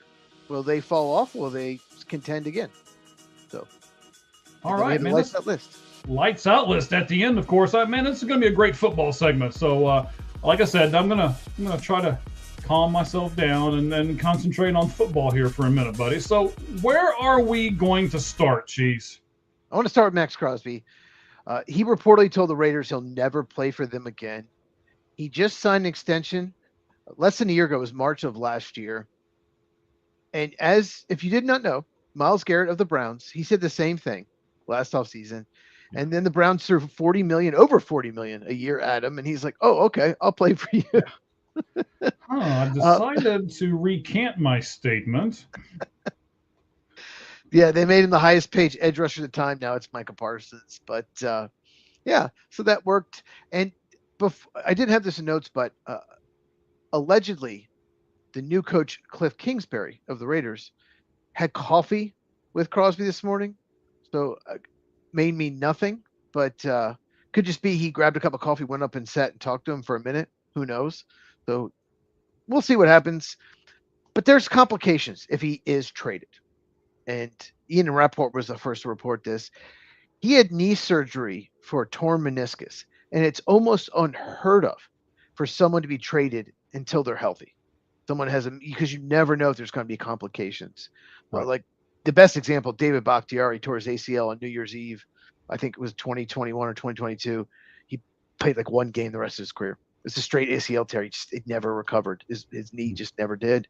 So basically, if the Raiders do trade him, it's probably going to be after the draft. And if I'm the Raiders, if I'm the owner or the GM, I want draft capital this year. I don't want to delay the rebuild. They're picking first in the draft. They're a terrible team, but I want to get help around Fernando Mendoza, the probable first overall pick. It would be the biggest shock of the century if he wasn't. I want to get help around him now. And we talked about this when we talked about Micah Parsons' trade. We talked about many times on the podcast. It's near impossible to get value for an elite pass rusher. Pass rush is so important. Just look at the Super Bowl. My question for you, Mike. Yes. Assuming they can't get a draft pick this year for him, would you trade 2 first-round picks, your 2027 and 2028 first-round pick, for Max Crosby after he is healthy? Of course. That's a no-brainer decision right there. I don't like correcting you, but I want to make sure our fans know. You said Cliff Kingsbury had coffee with him. You meant Clint Kubiak, right? What did I say? Yeah, you said Cliff Kingsbury, actually. So I just saw that Cliff Kingsbury is going to be working with the Rams, and that's why he's yes. Okay. Okay. No, always correct me because I'm usually the one correcting you. Yeah, that's right. You're just doing a me right now, so it's not. You're just trying to make me feel better about myself. I'm screwing up over here, so you had to do one too. Clint Kubiak is good for yours. Thank you for correcting. Yes. Now, I also want to bring this up, Cheez, because I think this is interesting. And you can correct me if I'm wrong, and I know you will. That's the love-hate relationship that we have amongst ourselves on this show. Right now, you can only trade a draft pick 3 years in advance. And they're when they had the meeting, I gave the I gave you the time squares and timestamps and stuff earlier when they're going to all get together and have their meeting. It's like 100 days or so from now. They're going to discuss being able to trade up to 5 years, right? Draft picks. I'm sorry. Someone's going to introduce it. We don't know what team. Adam Schefter won't tell us. One team we'll find out at the league meetings, which are sometime before the draft. Someone's going to introduce trading draft picks up to 5 years, possibly the Rams. Who knows? I don't know for sure. Just a guess. Mm-hmm. What the NFL does not want is someone giving up their next 5, 6, 7 first-round picks for a quarterback, like a franchise quarterback. They don't want teams to not have a first-round pick for all those many years. Just here. Okay, I'm trying to think of a good example. There really isn't. But just say the Bills decide, okay, it's just not working with Josh Allen. And if you can trade whatever, maybe someone like, I don't know, Arizona Cardinals say, we'll give you our next 7 first-round picks. Well, the NFL doesn't want that. And that's one of the reasons why you can't trade baseball draft picks is they don't want the Yankees to just give away all their first, second, third round picks for players. The Yankees would so do that. So that's why they can't do it. I think it would be interesting. It'll lead to more trades probably. And what will happen is teams will say, all right, we don't want to give up a second round pick this year in 2026, say, right? But I'll give first rounder in 2029 or 2030. Let's go for it this year. We are trying to win. So we'll give you a first round pick in 2030. And a lot of teams are like, okay, yeah, we'll do that. Because it's a first round pick at some point. So yeah, it'd be interesting to see who introduced it and if it does pass. But I think the NFL just doesn't want a team to just completely destroy all their future draft picks for like one step. Right, I agree with you. So I just looked it up. The annual league meeting is March 29th through April 1st here in Phoenix, Arizona, by the way. So that'll give you the date and the time and even the location. So Mike will be there and covering it with the correct. podcast. He will be there interviewing, various people. No one, because no one knows who I am. Maybe Jerry Jones. Well, no. Sure. All right. So, and the NBA, by the way, the NBA can trade they can trade their picks forever. 7 years, but you can't trade your first round pick in back-to-back years. So it's why you see an NBA draft, you might see they trade their 2026, 2028, 2030, because they can't trade them back-to-back years except on draft day. They can trade that pick. But yeah, so you can trade 7 years in advance, but not the same pick in back-to-back years. Right. So, and I'm glad you brought that up. I didn't think you would know that because I'm not much of an NBA guy. You're really not much of an NBA guy either. But it's because it's the draft. I get it. You're the draft guru in all the sports. But no, I'll tell you why I know this. Because I looked into a couple of years ago. I want baseball to have be able to trade the draft picks and why they didn't. And Rob Manfred had said, I don't want someone always just trading all their picks for players. But the NBA saw that as a problem too. That's why you can't only trade every other year. All baseball has to do is do that. You cannot trade the same round the same year. You can trade your first rounder, say in the odd years, your second round of the even years, your third round of the odd years, your fourth round of the even years. That's all you can do. That way you at least have a pick every other round. That's all they have to do. It's problem solved. And like I said, don't go. NBA is 7, but maybe baseball don't go 5 years, more than 5 years in the future, and it's problem solved. It would make the draft more entertaining, especially draft day trades. Can you imagine if say a team gets a couple, competitive balance picks. They have 2, an A and a B. They have all this draft capital. Say the Reds got all these, and they love this college pitcher. They just move up. Reds fans everyone's gonna be texting their friends. They're gonna turn on the TV. They're gonna be like, "Oh, we just traded up for this unbelievable pitcher from Vandy. He's like the best college pitcher. We moved up." Yeah. No, I agree. We gave up 3 picks and we moved up to number 2. It would just make the draft more fun. And I want to say this, buddy. I'm writing stuff down over here in the corner because I just thought of something, and I know if I don't write it down, I'm getting old, so I'll never remember. So I don't think there's any difference between trading your draft picks and people saying, "Oh, you're trading your future," or paying people with deferred money, because you're doing the same thing. You're going to pay for somebody's contract. The Detroit Tigers just did it with Valdez and with Justin Verlander. In 2030, they're going to start paying those contracts, and they're playing now. I don't think there's any difference. Do you see any difference in the two of those? No, I don't. And the deferred money, I don't know for sure, but I think it was invented to help out teams that don't spend as much money. So we can push money back in the future. It's had the opposite. The teams that have the most money want to keep their luxury tax down, so they push it in future. So it's deferred money was such a dumb move, and baseball is the only professional sports branch or only professional sport that does that.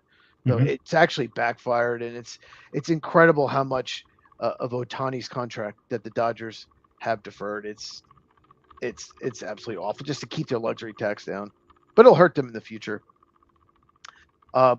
Okay, so you said you would trade Max Crosby for 2 first-round picks. Yes, I think a lot of teams would, and you have to pay him as well. It's tough, but all these Cowboy fans, a lot of them are excited about the draft. They have 2 first-round picks. They're thinking, okay, we won that trade because Micah Parsons, the Packers didn't, they one and done the playoffs. He got hurt. But the problem is the Cowboys don't have Michael Parsons. And the chances of getting anyone even close to that good in the draft is slim. If you trade 2 picks for Max Crosby, very unlikely the Raiders get a player as good as Max Crosby with those picks. It's possible, but unlikely. Last question about that. Sure. Do you think Max Crosby has played his last game as a Raider, or do you think it will be another Myles Garrett situation where they'll just throw more money at him and he'll agree to stay? That's a good question.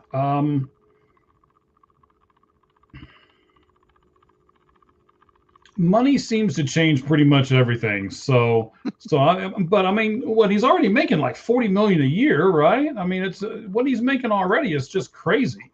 3 years, like 106, I think. Yeah, well, what's funny about Max Crosby, he's done this kind of before. Like he told the organization, if you don't make Antonio Pierce, who's interim coach, the head coach, then I'll demand a trade.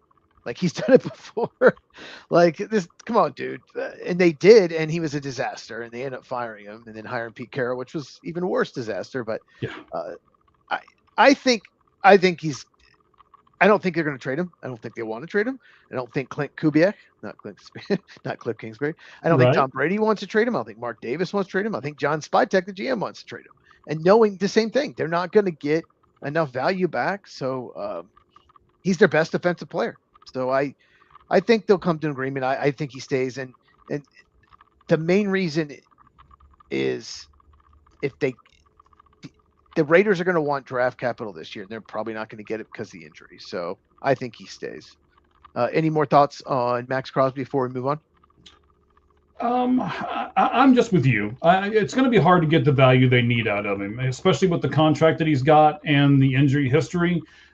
You're going to have to be the Cincinnati Bengals and really be desperate for a defensive stalwart in that. But they just paid Trey Hendrickson some kind of deal. If they want to do that, they just trade. They just would have extended Trey Hendrickson. You know what I mean? I don't see the Bengals doing it. There are other teams that could, but Washington's a possibility. Maybe they really could use some, but they're not giving up their first round pick this year. Maybe future. So we'll see. All right, let's talk Chiefs. So, as you know, the Kansas City Chiefs, they finished 6-11. They're not listed as a top 10 Super Bowl favorite, depending on the list. Some of them they are, some they're not. The highest I've seen him is the 9th best chances, or 15-1 odds. And Patrick Mahomes is coming off a torn ACL. We'll see if he's ready to start week 1. I would not bet against that guy. Somehow things just seem to work out for him. Yeah. So do you think it's fair that the Chiefs are not a top 10 favorite for next year's Super Bowl? Is it fair? Yeah. Do you think it's fair? Do you think the Chiefs should be higher? Do you think they should be a top 10 favorite for the Super Bowl next year? I mean, they had a lot of success the last 5 years leading up to it, and then a disastrous season. They probably should be, but just towards the bottom of the 10, like 8, 9, or 10. Okay. We have some talented teams in the NFL right now, that are probably better, but you also have to give Kansas City their flowers as far as that part goes and say, yeah, they've been really good for a really long time, so don't count them out. Yeah, if Rashee Rice would just stop getting arrested, that would help. Right? Because he's their best receiver. Okay, well, do you think their dynasty's over?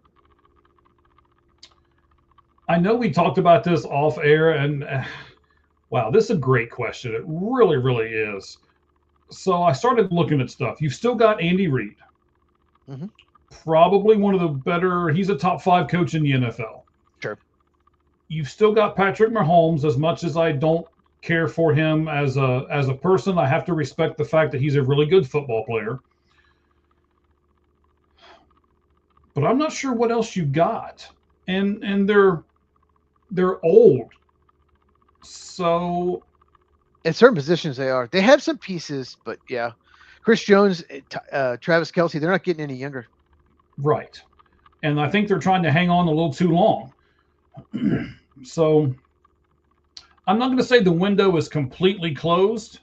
I'm going to say Patrick Mahomes and Andy Reid had their fingers in the window, so it won't close all the way. But that's all they got left. I think it's done. I absolutely think it's done. I think they've been passed by the Chargers and Broncos in the division. They were third place this year. I think that's what they're going to finish next year at best.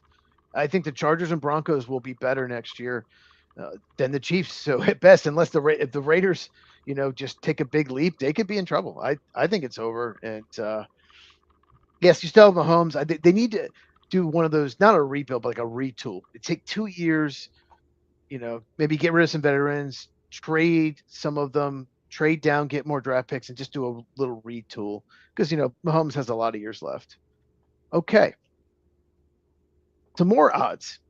The Jaguars on this same list, Chiefs were 15-1. They won 6 games last year. Jaguars won 13 games. They are 20-1. What do you think of that? Well, they just don't have any confidence in the Jaguars at all. Unlike the Chiefs, the Jaguars are moving in the right direction. A really good young coach that I like. He's seeming to get not everything, but he's seeming to get more out of Trevor Lawrence. They got the second receiver there and in Jacksonville now. So offensively, at least they're moving forward, but I think they have to take a few steps on defense. What do you think about their defensive side of the ball? I think that their defense is a lot better. Yeah, they could use some more help, secondary for sure. I think they don't trust Trevor Lawrence. I think that's what the odds makers are saying. We've had stretches. In 2023, he had a 6 or 7 game stretch. He looked amazing, made the playoffs. And then he got off to a bad start this year. And then another 6 or 7 game stretch to end the year. Looked amazing. Wasn't good in the postseason. So they haven't seen it for a full year. I think that's the main reason. I think it's all to do with Trevor Lawrence, not necessarily a defense. And Liam Cohen got a lot out of the running game too. The running game with Travis Etienne just did not do much the year before, but this year really improved. Okay, one more team we got to talk about odds.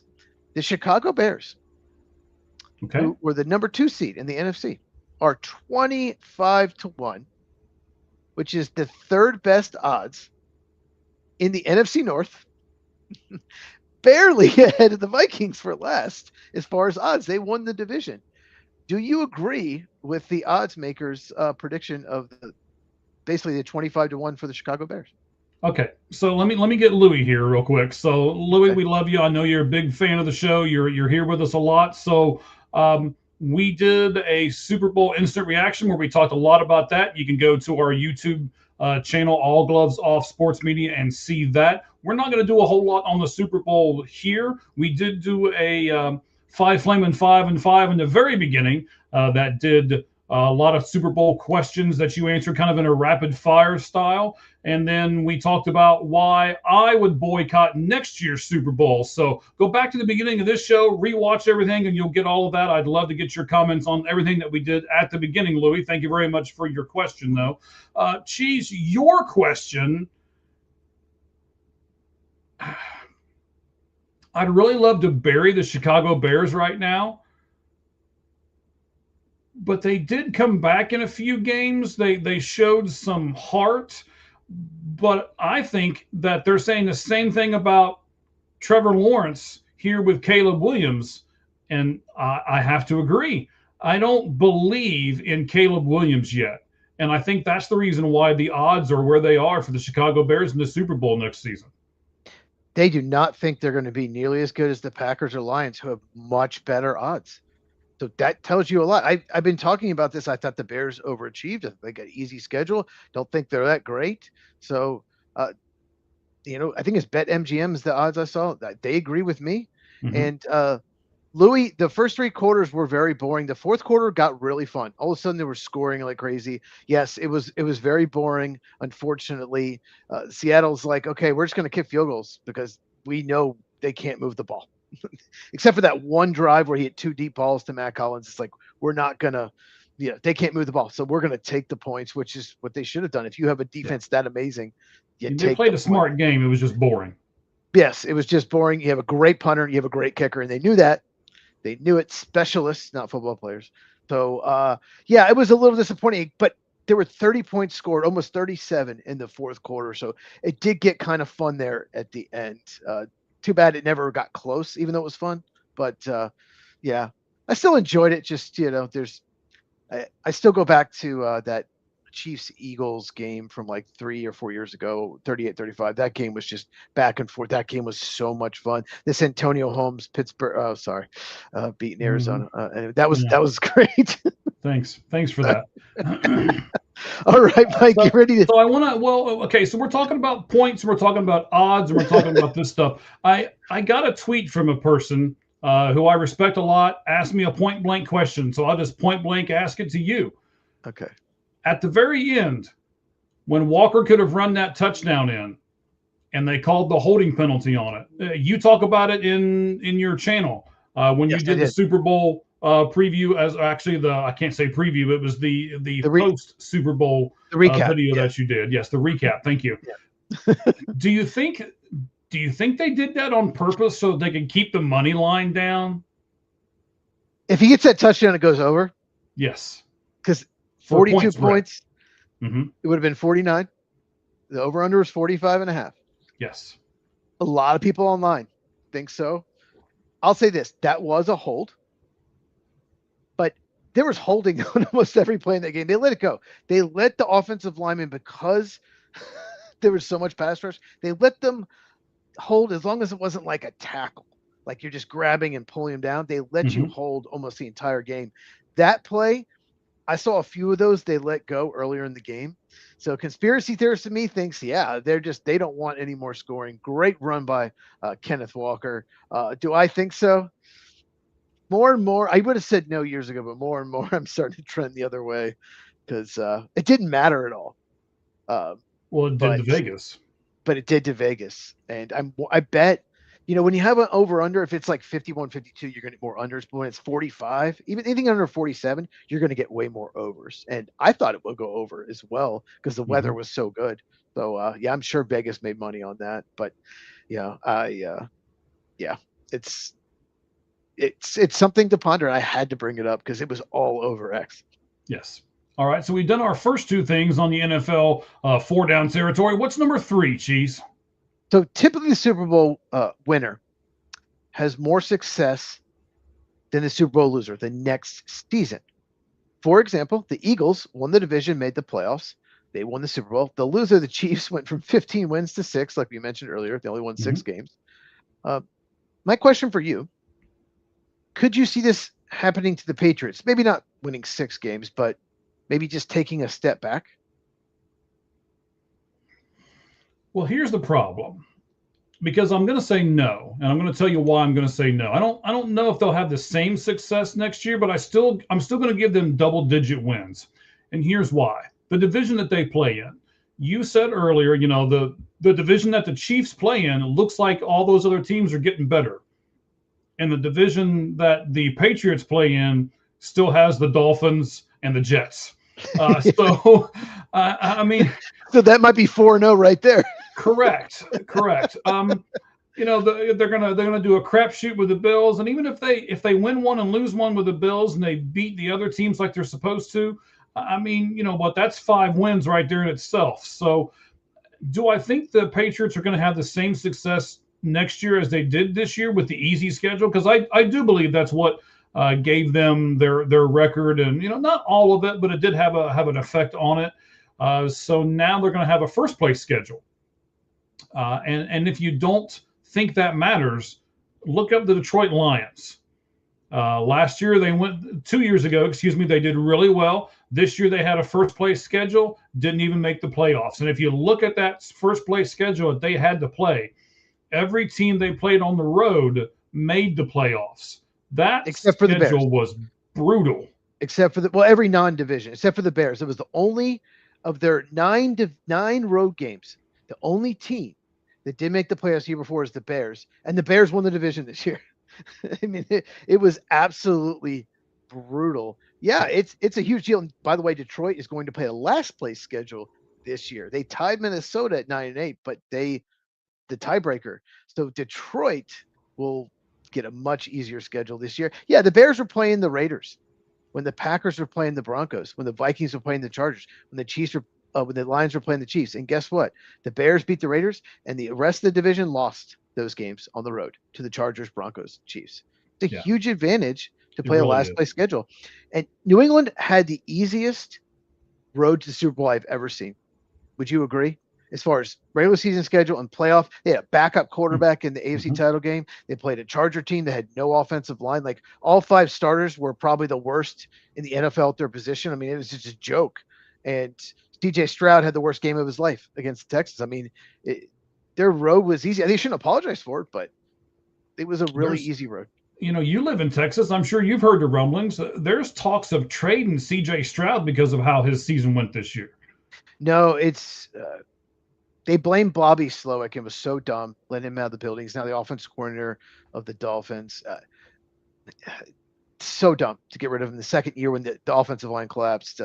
But it's concerning because he has not gotten better. He's gotten worse. CJ Stroud had, to me, the second best rookie season in NFL history by a quarterback, and he's only gotten worse. So they're not going to trade him. I do not see it happening. They would have to get blown away, but you don't trade someone with, you don't sell low on a quarterback. So year 4 have 2 teams trying to sell low on 2. Like they could trade with they could trade with Arizona, and you could swap Kyler Murray and CJ Stroud and say, okay, change of scenery might work good for both of them, right? And the Texans will say, give us your next 2 first. Give us your 2027, 2028 first round pick. That's what they'll ask for. I don't know if they could get that, but that's what they'll ask for. I'm saying, like, you got a young quarterback that's, and I know he struggled, but like the Texans will want a lot of draft capital. If that's what I'm saying. Like they're going to want a lot for him if someone wants to trade for him, and no one's going to give him that. So he will be back, and it'll be a really big year for him. Okay. What about this? I lost my notes. Oh, here we go. You're just trying to make me feel better, man. Stop it. You do everything perfect every time. Stop. All right. I scrolled down to it. I know the show was terrible in the beginning. We're moving on. We're done. Stop it. All right. Stop it. I hit scroll down like half the page. I'm looking at my lights out list. I was like, we're not there yet. Like, wait, where is it? We're close though. We're close to the lights out list. Yes. Next question. We might disagree on this. We'll see. Okay. Which of these 2 teams, the Seahawks or the Patriots, do you think has the best chance to make it to the Super Bowl next year? Well, I'm going to say the Patriots, again, because of the division they're in. The division that the Seahawks are in is tough. Rams, Niners, maybe not necessarily the Cardinals, but tough. And, they're going to have to pay that tax, the jock tax, because they are in California. Never mind. So just because of the division that they're in, they're both going to play a first place schedule. So that's going to kind of be, a wash. They're both going to have a target on their back because they were in the Super Bowl. So that's going to kind of be a wash. I will say that Seattle probably has the better team, but I think the Patriots have a better chance because of who they're going to play. They definitely have the better team. We just saw it. Mm-hmm. I disagree. Patriots, they have a lot of flaws, and it was such an easy road. It would be so much harder next year. It's no matter what. It's almost guaranteed to be harder. And like you said, first place schedule. The Seahawks they're not losing a lot. Obviously they're going to lose some, but they can replace in the draft. They have a ton of cap room. I think the Seattle has a much better chance to repeat, even though the NFC I think is a little tougher, just because they just have such an incredible roster. Okay, how about this question? Which of them has the best chance to repeat as their division winner? Seahawks. And by the way, let's throw this out there. So I know you said this in one of your videos I was watching. Seattle has what I've got it over here too because I wrote it down. I thought it was really interesting. Seattle has $70 million of cap space next year. You just brought that up, but the Patriots have 42.7. So it's not like they're over the cap or they've only got $6 or something like that. So they've got over 40 million. If they release Hunter Henry and Stephon Diggs, they'll have over 60 million. They'll have close to 70 million. So, which I think Stephon Diggs is no brainers. Hunter Henry, we'll see, getting up there in age maybe, but so that they can get to a situation where they can sign anybody. Yeah.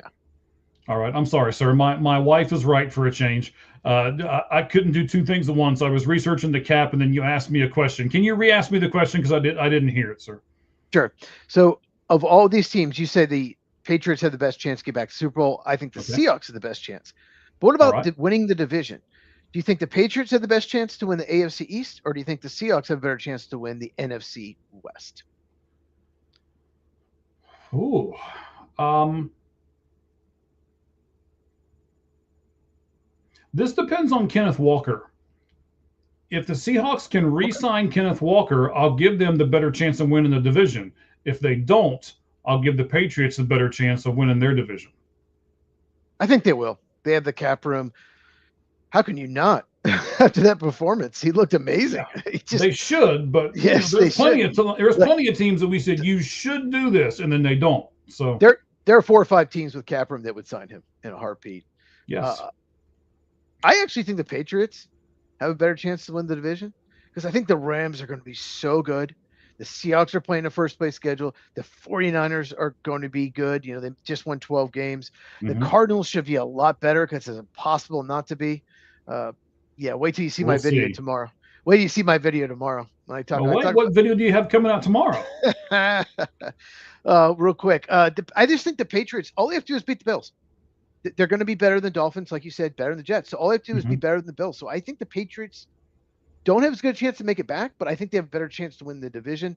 So tomorrow, I decided to talk about the 2 teams that were my biggest disappointments as far as record. Okay. Not necessarily like biggest Oh yeah, disappointments. that's where the Cardinals come into play. Not Great. necessarily, not necessarily the biggest disappointments as like they didn't make the Super Bowl or whatever. Just the disappointments as far as record, like the big difference where I thought they'd be. And one of those teams I talk about first is the Arizona Cardinals. And check that video, you'll see what the other one was. But yeah, I will release that sometime, late afternoon, early evening tomorrow. So yeah, make sure you check out at Football with Cheez on YouTube, Football with and Cheez, and subscribe and hit the bell so you don't miss any of my videos. All right, so we'll be doing our lights out list here in just a couple moments. It'll be really interesting to see where we rank the NFC quarterbacks. They'll be different. And We'll be different. yes, I'm sure it's going to be different. Very different. So I'm going Okay. to say this though. Okay. I'm going to be interesting to see who's number 1 and number 2 on your list because you told me off air you didn't have a hard time with this. I didn't have a hard time with number 1. Then it got hard. It's like the middle was really tough, the order. But I had a hard time with number 1, so it'll be interesting to see where we're going to end up there. So the question that we have over on All Gloves Off SM on our X account is where does Sam Darnold now belong that he has a Super Bowl ring? Does he belong in the top 5, the bottom 5, or the top 3? So those are your choices. Go over there. If you're trying to find us and you're like, I don't understand why we can't find everybody, all you have to do is click on the little link at the top. I'm sorry, not the link, the picture at the top with the pink circle around it that has the word live, and you can do that. Cheez, I'm trying to breathe a little bit now here because even though we're having technical difficulties and people are starting to figure out how to get to it because our numbers are really starting to climb, we're still the second most popular podcast out there on the people that we follow on X, which is almost 8,000 people now. So I'm breathing a little easier now. So okay, so when you're doing your lights out list, all you have to do is J dot and then McCarthy for number 1. That's all you yes, have to do. and then Kyler Murray is next. Yes. Yes, exactly. Okay. Okay. All right. We're almost there to the lights out list. 2 more questions for you. Sure. Do you think the Seahawks should have the best odds and be the Super Bowl favorite right now? Yes, I always think this. You should give the Super Bowl champions their respect and put them up top. Now I understand it's a business and that's probably what Vegas is looking at, but for me it's the respect factor. They just won the Super Bowl and honestly, as we've already talked, did it in compelling fashion. So they should be number 1. Yes. Yeah. Let's be honest with them. They lost a 4-point game week 1 versus the 49ers at home. Mm-hmm. And it was week 1. That was early September. 49ers won 12 games. They lost to Tampa Bay 38-35, where a ball hit off a helmet for an interception late, or if that doesn't happen, maybe Sam Darnold leads them back there. Their third loss, they lost the Rams 21-19 and Sam Darnold threw 4 interceptions in that game. That's it. Those are the 3 losses. They beat everybody else. Really incredible. And the only real team they had struggled with in the last couple months was the Rams. And they won 2 very close games against them. As long as they beat the Rams, they were good to go. So, well, what do you think? I mean, do you think the Rams, right now, the Seahawks are the favorites, slightly ahead of the Rams. Do you agree with that? Should the Rams be second? After the performance we saw from the Patriots, I guess that'd be the only team that maybe Denver. So with Bo Nix, yeah. Yeah. Because you don't know what's going to happen if Bo Nix plays. And obviously, we're talking about next year's odds, and we're just going to assume that Bo Nix will be behind center again. So I would probably I'd be honest, I'd probably put, I guess the Rams are right there, but Denver would be a really close third. And if they were in second place, I wouldn't complain about it. So it's, those should be the top 3. Whatever order you kind of want to put them in: Seattle, Denver, and LA. All right, sounds good. I think it's lights out list time. We're going to do the top 10 quarterbacks in the NFC. And Mike says they don't have to be starters, just anyone in the NFC. So who knows? I could pick Clayton Tune. Non-starter in this list. I'm just going to go crazy. Could pick Clayton Tune, the 3rd-string quarterback of the Green Bay Packers. I could pick him. Oh. I was wondering if you were going Malik Willis, if you were going to try to do that. That's what I was like. He is not going to try to do this, is he? Who knows? All right. So before we start our lights out list, Cheez, I know you plug your stuff all the time, and we love it over at Football with Cheez. Please, everybody, go over and look at all the different videos that Cheez does over there. They're fantastic and informative. I'm also starting to put some more stuff up. So Seeing the Whole Field will be out tomorrow morning, and I'm going to do a Seeing the Whole Field tomorrow morning on the history of spring training. You'd be kind of surprised on where it came from, who did it, and why it was ever done in the first place. So tomorrow, look forward to that. Seeing the Whole Field on our YouTube channel. That will be the history of spring training. This is where you're supposed to say how smart I am and how you're looking forward to it and all this. I can't wait to see it. It's going to be spectacular. Okay. The history of spring training. I cannot wait. Let's go. Spring training. Boom. Okay. All right, football guy. There we go. There you go. There's my enthusiasm. All right. So we're going to go 10-1, right? There you go. That's me supporting you. I should be hashtag Mike spring training video. We'll get it trending on X. Sure. We're going to go 10-1, right, sir? Yeah, we'll go 10-1. It's going to be top 10 quarterbacks in the NFC only. So, no Josh Allen or Lamar Jackson, Drake May, just NFC only. Okay. I think I'm ready, buddy. Are you ready? I'm ready. Do you want me to go first, or you want to go first? It makes no difference to me. I'm just as ready as you probably are. I'm going to go first this time. Okay. I like it. I thought about that's why I asked you. I thought about going Malik Willis or Mac Jones at 10, just to knock this person off the list. Just because I really didn't want to put this person on the list. That means our number 10 is the same person, because I know who you don't want to put on your list. But my number 10 is Caleb Williams of the Chicago Bears. Bears fans would think he's top 5. Chris Canty, that moron on that 4-letter thing. He's one of the biggest idiot on TV these days. Has him in the top 5 for NFC. It's crazy. But Caleb Williams, he's had some good fourth quarters. He's got so much ability. He's extremely inconsistent. He has times where he just misses open receivers. Terrible completion percentage. The talent, the scrambling is very good. Talent's there. He has his moments, but he's just, 10 is the highest I could possibly put him.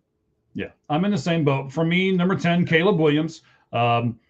This is going to be the same thing that we always do. You're going to do a lot of the eye test. I'm going to do a lot of numbers. I've got all kinds of numbers in front of me here. So Caleb Williams, 39.42 as far as yards go. He was one of the lower guys as far as yards per attempt. That's going to be on this list. 6.9, by the way. His completion percentage, one of the lowest again, 58.1. Most of the other people we're going to put in this list are probably in the 60s.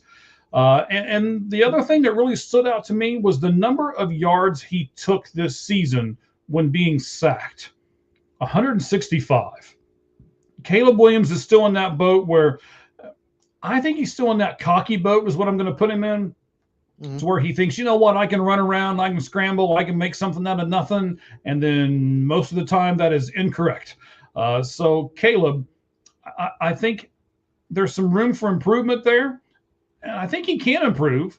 But right the moment we're saying NFC quarterbacks right now. So because of that, Caleb Williams comes in for me at number 10 from Dub Bears. Yeah, at some point, they had a lot of comeback victories this year. And my dad likes to say regression to the mean. There's going to be a year where they can't come back at all. Like, he can't keep doing he has to be better in the first half. He's been a terrible first half quarterback in his 2 years in his career. So he's got to get better at that. My number 9 is Brock Purdy of the San Francisco 49ers. Wow. Yeah, I wanted to put him higher. See, 5 through 9 could have been in any order. The reason I put Purdy down is he struggles to stay healthy, and he's kind of a system quarterback. I think it's Kyle Shanahan gets the most out of his quarterbacks.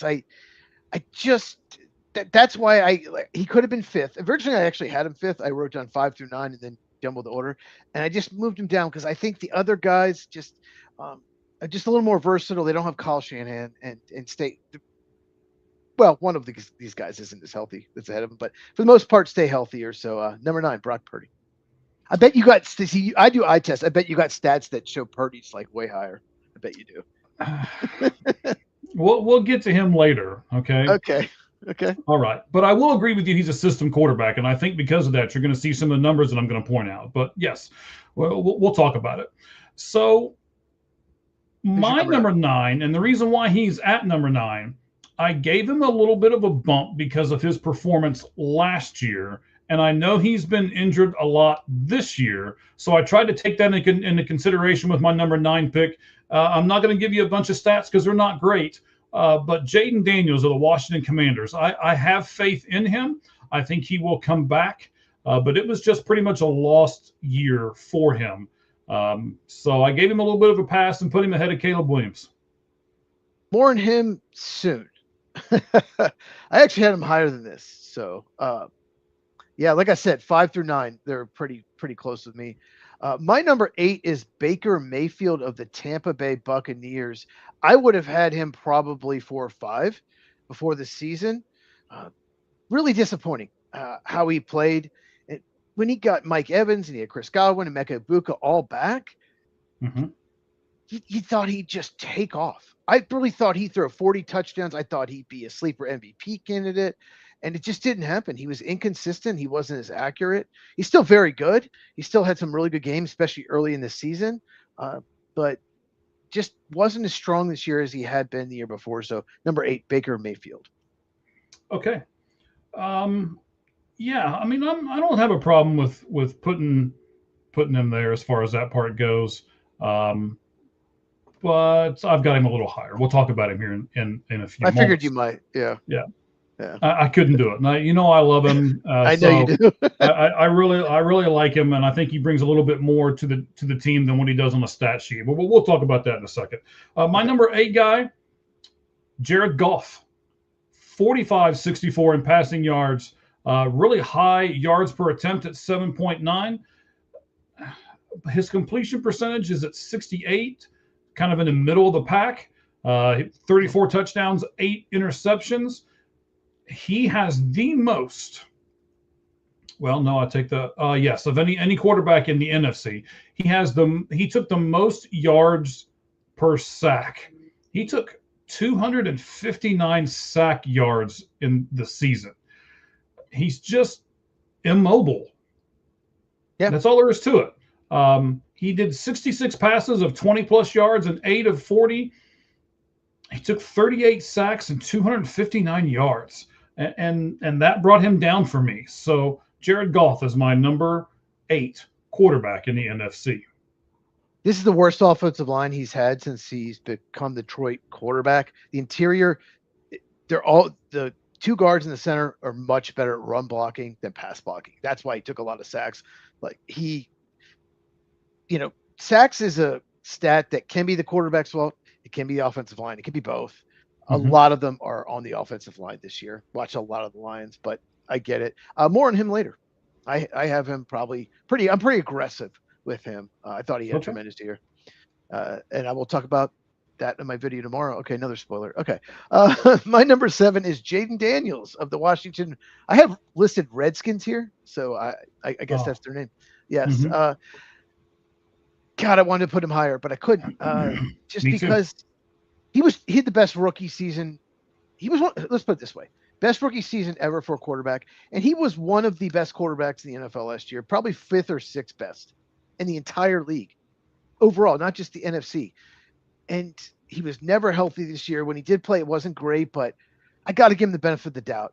High character guy, tremendous at LSU and Arizona State before that. So I could not put him further down than 7. I originally had him a little higher, but I knocked him down a little, but that's the lowest I could go. Jaden Daniels, number 7. Okay. So I know that Brock Purdy's hurt a lot. He's my number 7 guy, right? But if you look, the only guy that's ahead of him in this hurt spot, Jackson Dart, Mac Jones is under him, Penix is under him, Burrow is under him as far as yards, Cousins, Mariota, McCarthy, Shador Sanders. They're all under him. All of those quarterbacks are. So 2167 as far as yards go. 7.6 per attempt. His completion percentage, again, right there in the center with a lot of other people at 69.4. The big knock on Purdy, 20 touchdowns, 10 interceptions, and that kept him for me down at number 7. I understand what you were talking about earlier about him and about how he can't stay healthy. But I think of the quarterbacks that are in that same realm with him, that are in that they can't stay healthy realm, he was the best one. So he was the only one that I put on this list, and this is where I put him at. Brock Purdy, this year, I'm pulling it up. He had some games where he torched the Bears, right? And just torched them. When he had George Kittle. You're 100% right, too. System quarterback. Absolutely. If he doesn't have Mike Shanahan calling plays and he's not on the 49ers, if he's somewhere else, he's probably not on this list. 5 touchdowns against the Colts, torched them. Then he plays the Bears, 3 touchdowns, torches them. Just tremendous games. But when he played Seattle, we know how good Seattle's defense is. Oh, he was awful in those 2 games. Right at the end of the season, they scored 3 points. They scored 6 points in the playoffs. He didn't throw a single touchdown either game, threw an interception in either one, and he was not good. So that's one of the reasons I moved him down to 9. I forgot to mention that is just when he went against the really good defenses. The Bears and Colts defenses aren't very good, but he went against the really good defense, the world champions. He really struggled. They couldn't do much. All right. That's kind of what you're supposed to do as a quarterback, right? Beat the teams you're supposed to. I mean, you're not supposed to struggle against the other teams, but beat the teams you're supposed to and cross your fingers against the good ones. Yeah, and if he had torched Seattle and still lost, they lost 41-6 in the playoffs. They lost 41-36. Yeah, he would be in top 5 of this list probably. If he can do that, because no one else did that to Seattle. I guess right. Matt Stafford played pretty well. Baker Mayfield had a real good game early in the year against him, but for the most part, no one did that to Seattle. But Seattle, Devin Witherspoon, Julian Love missed a lot of the first half. Once they got them back, their defense was incredible. My number 6 is a Super Bowl MVP. Once again, would have been higher. Didn't have quite as good a year, and that's Jalen Hurts of the Philadelphia Eagles. He can still run. He's still athletic. He's got the tush push. Just as a passer, just wasn't as good this past year. They got a new offensive coordinator, Sean Mannion. He was working with he's a quarterback coach of the Packers. I love that move for them. Let's see if it helps him, but I just couldn't put him higher in 6 just based on a really bad season. Okay. I'm with that, and we'll talk about him in a little bit. My number 6 guy is the guy who I said earlier when you put him a little lower, I said I was going to have him a little higher. 3,693 passing yards, 6.8 per attempt. He threw 26 touchdowns and 11 interceptions. His passing rate was 90.6. And I know I've said it with everybody else too, but I really looked at this stat. He took 234 yards sack-wise as well. he's another one of these guys that just thinks he can dance around, and man, sometimes he just looks brilliant with it, and other times he just looks awful. The other reason why I put him up a little bit, he had 7 plays of 40 yards or more, one of the higher ones in this class here. So he throw to Emeka Egbuka? Yeah, I was gonna say a lot of more to Emeka Egbuka. Yeah. Yes. Yeah. Baker Mayfield, he's tough. Like some games he looks like a top 3 quarterback. Other games he looks like 26. Yes. Yeah. And that's why I couldn't put him in the top 5. I flip-flop 5 and 6 4 or 5 times on this list. And I basically came to the conclusion that you just said. Because of the way he is not consistent, I couldn't put him in the top 5. So I put Baker Mayfield at 6. I get it. Okay. Already mentioned him, is Jared Goff of the Detroit Lions. He had the worst, like I said, the worst offensive line since he became a Detroit Lion, since he was traded from the Rams. Okay. Mm-hmm. And to me, he had his best year. Yes, he has really good receivers, Amon-Ra St. Brown. His tight end was even hurt. The interior offensive line just didn't protect him very well. I mean, Micah Parsons, they lost both games to the Packers. Micah Parsons is just running after him. It just seems like every play.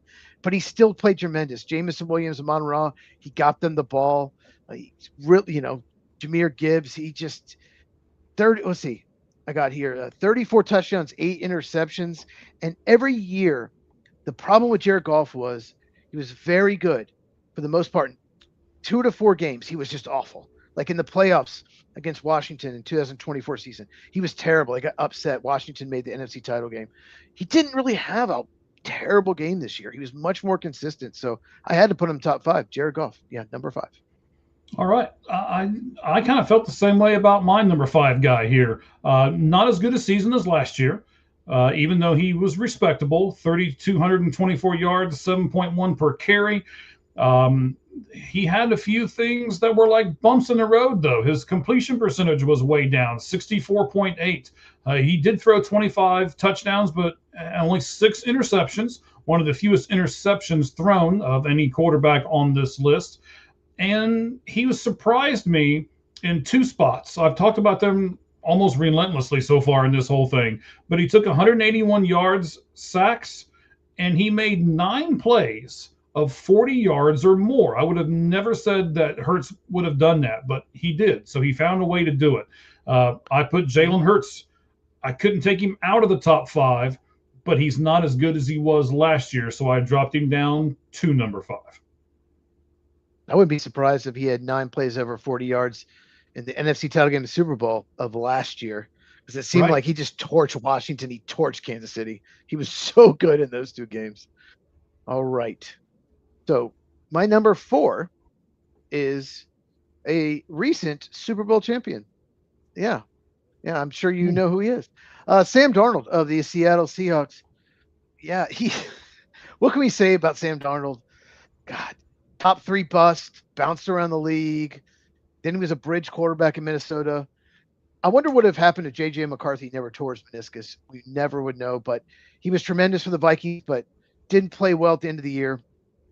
Seattle took a chance on him. He was just terrific this year.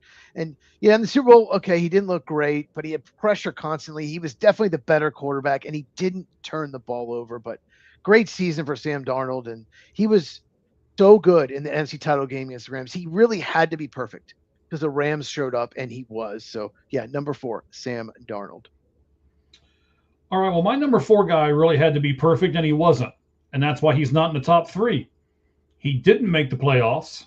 He had 2 fantastic receivers, a pretty good tight end, and a 1,000-yard rusher, and still didn't make the playoffs. Hang on, I lost there he is. 4,552 passing yards. That's 3rd in the league behind Jared Goff and a guy I'll talk about here in a few moments. He threw 600 times this season. Only Bo Nix threw more. His completion percentage 67.3. He did throw 30 touchdowns, but he did have 10 picks. There's a lot of different things. 12 40-yard plus plays. He took 31 sacks. That's Dak Prescott, if you haven't figured it out by this point. He's my number 4 guy because, again, 2 things for me. when you've got all that talent and you still can't make the playoffs, I knocked him down a notch. And I took his overall performance and said, wait a minute, you haven't been to the Super Bowl? You're the Dallas Cowboys and you've been there for 10 years? So I knocked him down another notch for that, to be very honest. So Dak Prescott came in at number 4 for me. Well, not really his fault. It's Jerry's fault, but more on him right now. Number 3, Dak Prescott, the Dallas Cowboys. One thing about him is this year, he has handled pressure maybe as well as anyone, I'll say this, in the NFC. And that was a problem for him in the past, but not anymore. He handles pressure. He has poise. He had a tremendous year. And no chance at MVP. If they make the playoffs, if they're one of the best teams in the NFL, he's up there in the MVP voting with Drake May and Matthew Stafford. That's how good he was this year. I love watching Dak this year. The first half was better than the second half, but he was still terrific. And yeah, I get what you're saying, but he rarely plays with a good defense. Dallas hardly ever has a defense worth a crap. So, Dak Prescott, Dallas Cowboys. Okay. Because of who I'm getting ready to put at number 3, you put Sam Darnold where? Number 5, I believe, or 4? 4. I had him number 4. All right, so let's go over our poll question real fast. Now that Sam Darnold has a Super Bowl ring, where does he belong on the list that we're doing right now? We gave you top 5, bottom 5, or top 3. The lowest percentage was top 3, 12.5%. The next highest percentage at 37.5% was bottom 5, saying Sam Darnold deserves to be in the bottom 5. 37.5% of our viewers and 50% of them said top 5. Both of us agree with the 50%. You've still got about 18 hours or so more to vote on that. You can go over to All Gloves Off SM and do so. We would appreciate it if you would do that. But I have Sam Darnold at number 3. I didn't have a problem putting him at 3. In fact, he was one of the first ones I picked. I couldn't put him at 1 or 2 because of the 2 people I have in front of him. But Sam Darnold, 4,048 passing yards this year, 8.5 yards per attempt, 25 touchdowns, 14 interceptions. Not a great ratio, or at least not as good as some other players. This surprised me. 12 plays of 40-plus yards. 12. Only one other person has done that this season. That's the guy I put at number 4, Dak Prescott. So him and Dak are the only 2 quarterbacks to go 12 40-yard-plus pass plays. And then if you look at their 20-yard pass plays, Dak has 53 and Sam Darnold has 57. So he edged him out a little bit in my book. And that's why I put Sam Darnold. It had nothing to do with the story. It had nothing to do with anything else. You know me, it's pure numbers. And his numbers were a little better. So I put him at 3. Technically, you were in the 12.5% because you put top 3, not top 5. Oh, you're all right. Yes. Thank you for correcting me yet again. I wonder how many of those 40-plus plays went to JSN. Probably all of them. Maybe 1 or 2 to Rashid. Yes. Well, Rashid Shaheed might have had a few, but most of them are going to JSN. Yeah, our top 2 will be the same. We'll see what order. Yeah, Sam Darnold, tremendous year, and it's such a great story. And search my channel at Football with Cheez. I do a Sam Darnold story, and it's about a 12-minute video, so you can search my channel, find it. Okay, yeah, I got to get the plug in there. Of course. My number 2, let's see, I'm not sure his name. JL is his initials. JL. Who's Jordan Love? Jordan Love? Oh, okay. Oh, what is it? Oh, Jordan Love. Oh, yeah. Okay. Yeah. Jordan Love with Green Bay Packers is my number 2. Bears fans wouldn't even put in their top 10. Jordan Love gets so much hate. He gets all these blame. He's like the Josh Allen of the NFC. Just for some reason, it's always Jordan Love's fault. The Packers blow it in the fourth quarter. It's never the defense. It's never Matt LaFleur's horrific coaching. It's never the special teams blowing it. It's always Jordan Love's fault. Jordan Love had an incredible year. Just 30 years as a starter. He's gotten better each season. Analytics absolutely loves him. his EPA per play. He was 4 touchdowns, no picks in the postseason. Number 2 QBR for the season, number 1 QBR in the postseason. Some of his throws, he's just are down the field are just perfect, like right on their hands. It's like on his back foot. It's like, how do you do this? How can you be that accurate? Is he consistently that accurate? Not always, but he's just a very good quarterback. He's not elite, but he's a very good quarterback, and I wish more people recognize it. All right. I'm not going to disagree with you whatsoever. I'm going to give you a few more stats, not a lot, but I'll do a few more for you here. My number 2 guy is your number 2 guy, Jordan Love. And yep. I had a really hard time with 1 and 2 between him and the guy who's going to make number 1. You almost put Jordan number 1 then. Okay. I did. I thought about it for a little bit. I really did. So let me give you this. Jacoby Brissett, 43 sacks. Josh Allen took 40. Justin Herbert took 54 sacks. Drake May took 47 sacks. And the part that I really think Jordan Love has improved on this season with his game is knowing when to get rid of the ball, knowing when to just throw the ball away and live another down. He only took 21 sacks this season. So in 17 games. Yes, maybe a minuscule type stat that nobody else really sees. But I think it's really important, and that's the reason. It was the reason why I thought about putting him at number 1. And this is the worst pass blocking offensive line he's played with in 3 years. It is. All right, they had more injuries on the offensive line. Yeah, it's the worst one. But he's so good at throwing off his back foot and throwing on time and waiting till the last second to throw it. And yeah, he's really improved in that area. And I guess if you can make it, I was just thinking about this, like to make a case for him number 1, the guy we have number 1 has a much better offensive line, and his top 2 receivers are better than any receivers that the Packers have. So of course he's the MVP of the league and his numbers just jump off the charts. But Matthew Stafford's Matthew Stafford's my number 1. Like I said, MVP. He does have Puka Nacua. He does have Devontae Adams. He has a very good offensive line, but still the production's there. I don't know if any quarterback in the NFL throws the ball on time better than him. Like it's on time before the receiver makes the cut, makes the break.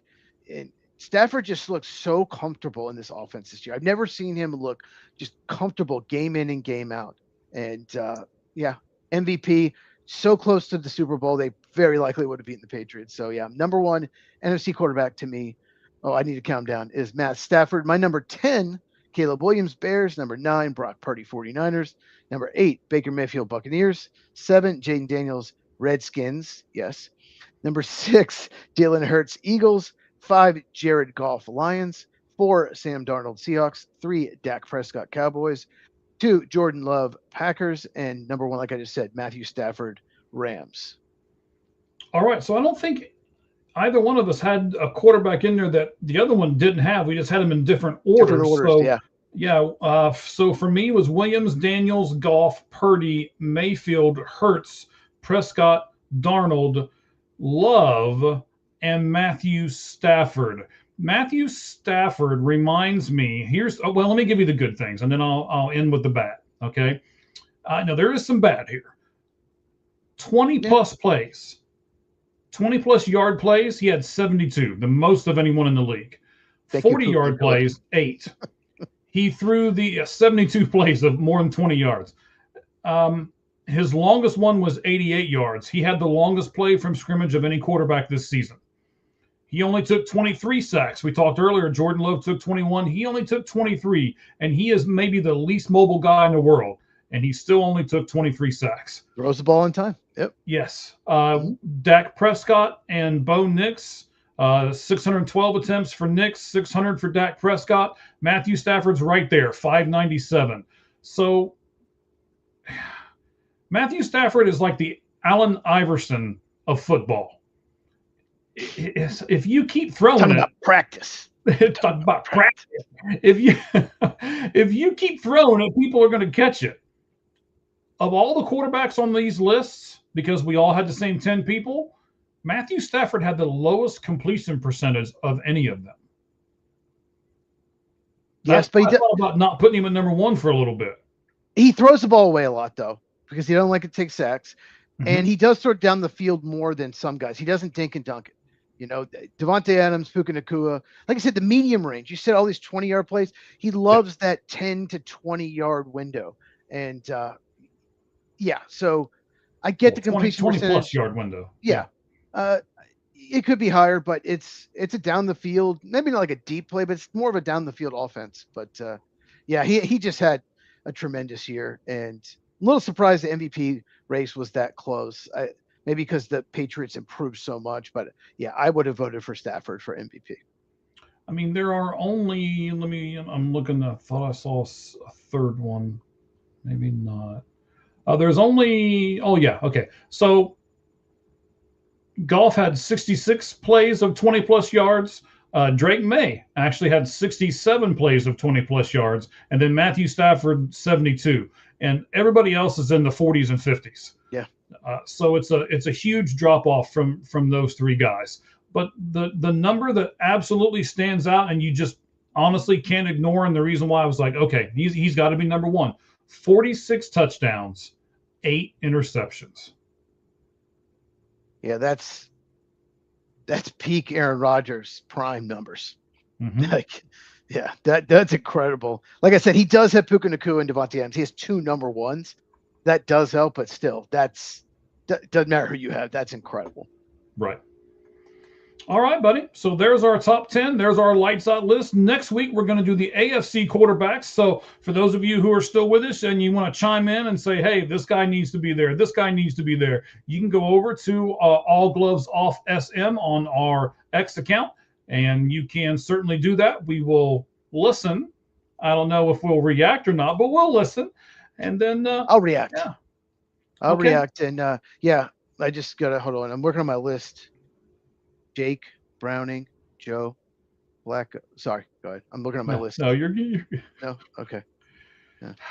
Always got to get one more smart aleck comment in before we leave. I tell you what, Achilles. You're lucky. I like that color shirt, sir. It's Charger blue. I'm not even a Charger fan. In fact, I'm going to go. No, I don't like that. I don't like that guy who's coaching that screwed up the Michigan program. And okay, anyway. I probably shouldn't go there too much, but yeah. Well, he screwed up since he left, it's been an absolute disaster for Michigan. That's true. Good thing they won the national title. So if they didn't win the national title, his legacy, they'd hate him because he left him just a disaster. So yeah. Jim Harbaugh, but yeah, okay. How do you spell Achilles and Achilles Smith? Achilles, I don't know. I can't remember. I can barely smell Smith, sir. So okay. Plugging a couple of things again. Seeing the whole field. We're going to do the history of spring training. It will come out tomorrow. But there may have to be a second part of it, depending on how I'm doing it. I will do it live. I don't like to record all of it. I like to do everything live. So I like that pressure. If you saw it earlier, there was some pressure on me, and I don't know if I responded real well to it. But I like the pressure of being live all the time. So. That's kind of where I'm at and what I like to do. I know Cheez is going to release a video tomorrow too. What's yours going to be about, buddy? It's the 2 teams that disappointed me the most as far as like their win-loss record. Obviously Arizona Cardinals are one of them. So make sure you check it out. It's about a 9-minute video. Just quickly go over, talk a little bit more about the Cardinals because there's just a lot more to talk about than the other team. Okay. At Football with Cheez, make sure you check it out. Subscribe. I just released the best players at every position on offense, best players at every position on defense. Next week, probably I'm going to try to get to it at the end of the week, but I'm traveling a little bit, so probably not. It's going to be the most underrated player at every position in the NFL. I'm most of the way done with the research. I've done all the offense and most of the defense. So so look out for that on my channel. All right.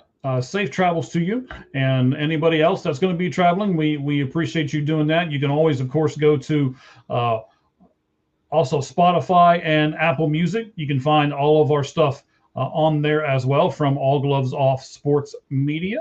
And anything you want to add to the end of the show before we get out of here, buddy? I can't think of a single thing, Mike. I'm just, I'm ready to get the road tomorrow morning. All right. Sounds good, buddy. I didn't want to expect that question, so I got nothing for you. Well, you Just, know. I forgot to mention this. I meant to mention Justin Jefferson threw his quarterback under the bus today. You sent me that. It's crazy. In an interview, he basically said, I wasn't the best receiver this year. I'm the best because my quarterback. I don't have a good quarterback. Oh man, he threw 9 under the bus. He was point blank asked by a reporter, "Are you the best receiver in the NFL?" And he said, "Well, of course I am." But he said, you know, just because the stats don't reflect it doesn't mean I'm not. I mean, basically, like, look who I've got throwing me the ball. And wow. It was, oh man, he threw him under the bus. Yeah, it's on our X page. 9. Just call him 9. He's not JJ. It's just 9. Yes. Yeah. At All Gloves Off SM. It's over there. You can see it. Oh, the Vikings. Yeah. They're a mess of an organization right now too. So they're never going to win a Super Bowl. They just aren't. Doesn't matter how good. They've had some really good teams. They still can't win it. They just can't. It's the Vikings. Right. All right. Yeah. So, ladies and gentlemen, we appreciate you being with us. Thank you very much. You'll see a lot more stuff on our YouTube here this week. We'll get some stuff out for you. So go over there and see it. You can go to Football with Cheez at YouTube and also All Gloves Off Sports Media at YouTube. And Cheez, when they get there, what all do they need to do? So what you do is hit the subscribe button, and you also hit the bell for notifications so you never miss one of our videos. All right, that is correct. Everything that you need to do is right there. So, as we always say at the end of these, the only thing that's fair in life is a baseball hit between the third and first base line. Spring training is almost here. Here we go.